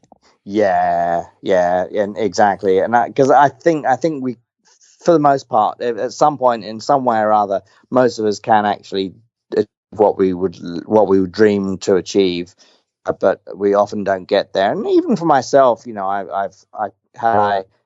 I listened to my own advice I'm giving now, I probably could have gotten a lot more done than I have now, and gotten a lot further, and more perhaps my own productions and things happening too. So we have fear. Fear stops us mostly. Fear is pretty bad for the most part, I think, that we might fail.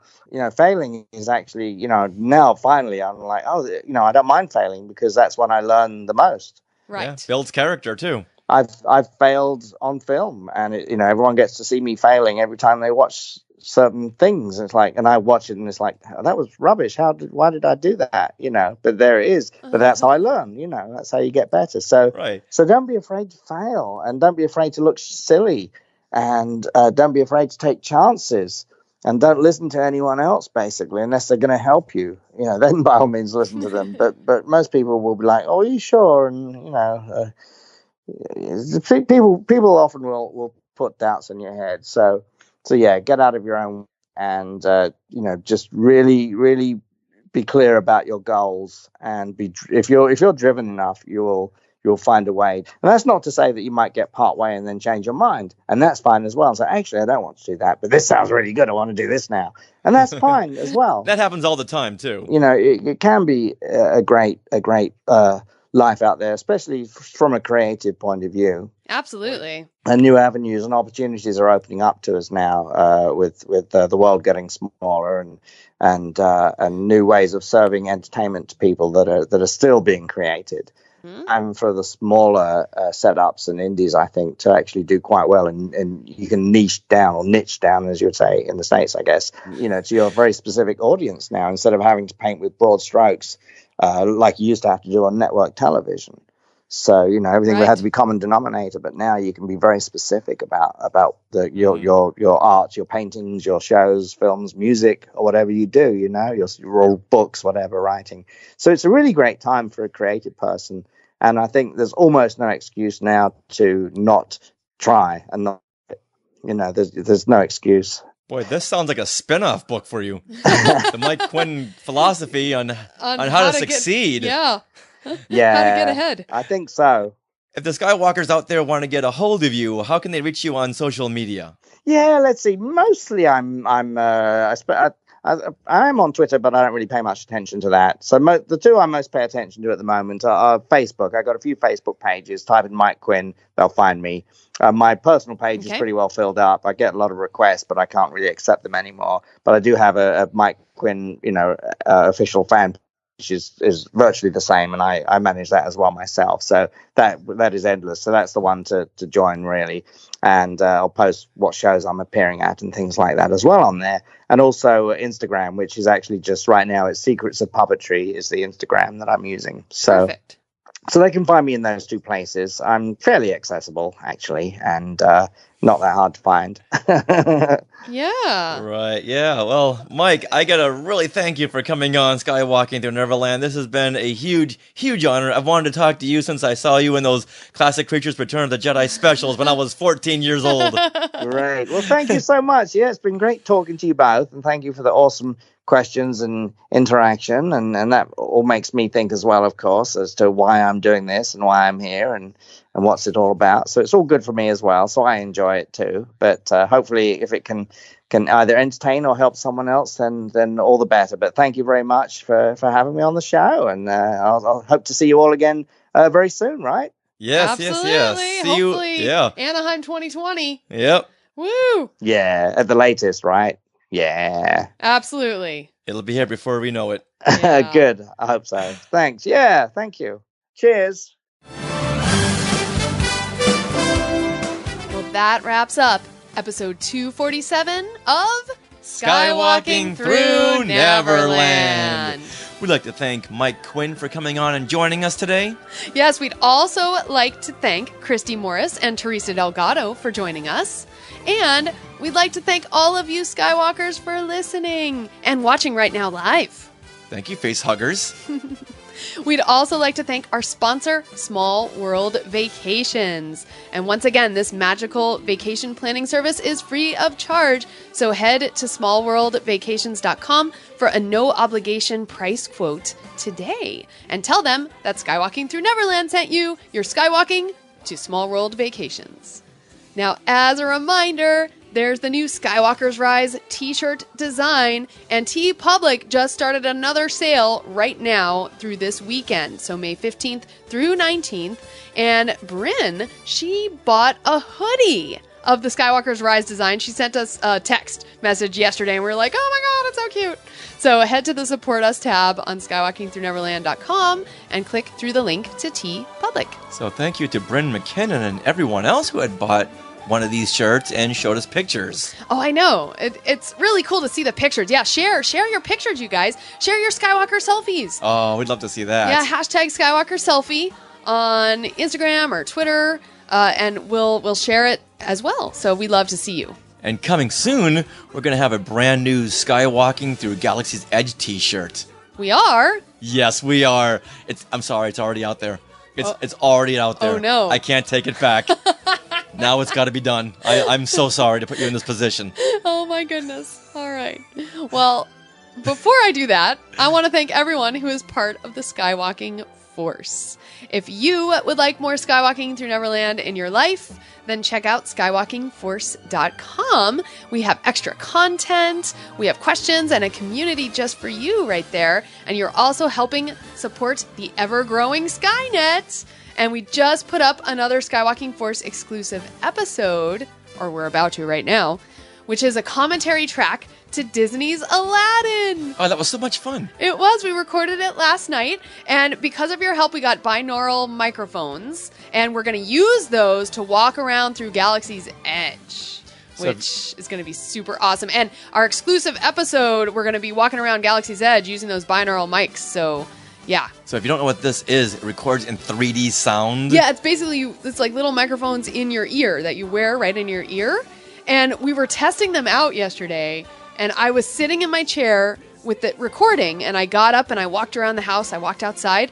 Then when I was re-listening to them in headphones, I freaked myself out. So the sound is coming from all directions, not just left and right. Yeah. But you can hear stuff in front of you and back of you. And now to go to these parks and record with these microphones, it's going to be like you're right there with us. Yeah, walking in the park, you'll hear the music. Yeah. You'll hear John Williams music. Yeah. Like, it's going to be amazing. Yeah, so thank you to all of the Skywalking Force for helping us out with this. Yeah. So exciting. And you can be a part of the Skywalking Force and have access to those exclusive episodes at skywalkingforce.com. Yeah, this is going to be really good for you, Dora Speck. Yeah. Because then you'll be able to see Galaxy's Edge through sound. Yeah, and if you're wondering what binaural audio is, Window to the Magic is a great podcast to check out. I know Dora really loves that. And in fact, lots of visually impaired people like that podcast because he does. They go to the Disney parks and they walk around and record. So Paul, Barry, and Bryn also does some shows with them as well. Do you know who will not love binaural sound recording? Secret Squirrel. As Teresa just pointed out. You know what? Teresa, we got you covered this. Yeah. Also, courtesy of the Skywalking Force, we got a little H1, which is a little tiny thing versus this big giant monstrosity. Yeah, this way Secret Squirrel he'll be none the wiser. Yeah. Huh. We got you, Secret Squirrel. We got you at last. Indeed. So, yeah. Oh my gosh. But yet, he still comes and interrupts every one of our podcast stage shows. How does he do that? I don't know. I don't know. All right. Well, make sure you head to our YouTube channel because we're going to be doing that giveaway for this Coca-Cola Arabesque shirt there. And that's youtube.com/skywalking through Neverland. And this is a size X large. Yeah, that's the only size they had. Yeah. All right. You can also find Skywalking Through Neverland at jedinews.co.uk and Bantha Tracks. And also be sure to check out our new shows, The Culture Popcast and Sabers and Spells. And remember, Sabers and Spells is going to be on its own feed. So in your podcatcher, just search for Sabers and Spells, and you'll be able to subscribe to that as well as Skywalking Through Neverland. Now, if you want to reach out to us and ask us questions about binaural sound, well, and share your Skywalker selfies. And that too. We are at Skywalking Pod for Twitter and Instagram. We also have our awesome Facebook group, which you search Facebook for Skywalking Through Neverland group. You request to join and answer the questions that pop up. There's been someone in there who's been in purgatory because we can't let them in because they haven't answered the questions. You can also email us, share@skywalkingthroughneverland.com. And now, stay tuned for bloopers and other fun conversations right after these credits. Maybe some conversations on wrestling. Right? Please? Can there be? How would they ever make it onto Skywalking Through Neverland? I don't know. It's a sport. Oh my goodness. Yay. But until then, always remember, Neverland on Alderaan. Some imagination, huh?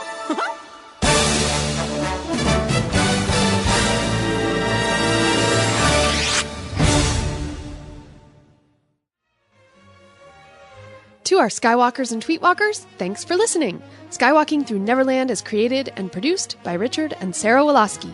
Original music by Rob Dellinger. Creative consultant Mark Augushowitz. Technical advisor Peter Heitman. Facebook administrators Donald Wicks, Joey Pittman, and Norma Heitman. Skywalking Through Neverland is intended for entertainment and information purposes only. Any sounds, music, and clips played during this podcast are the property of their copyright holders.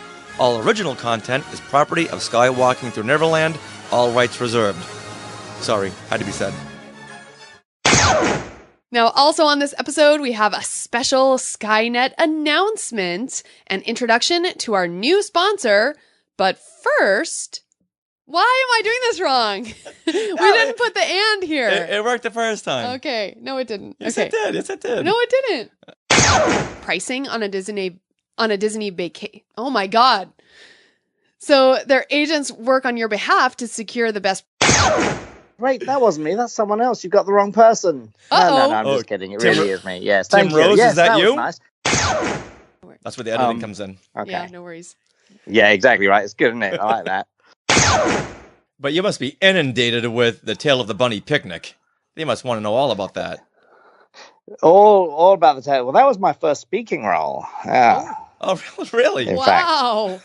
Yeah, the mayor, yes. And then Bulbous, the guy that keeps eating everything. Yeah. That was the other character I did on that. So 1 bang for Star Wars, 2 for Harry Potter. 3 for My Little Pony. And 4 for 1980s breakfast cereals. No. Nothing there. Okay. No. All right. You know what? You never know until you ask. Until then, always remember to never talk sports on Skywalking to Neverland. But you can on Sabers and Spells. Yes. That's okay. Okay, talk between unit.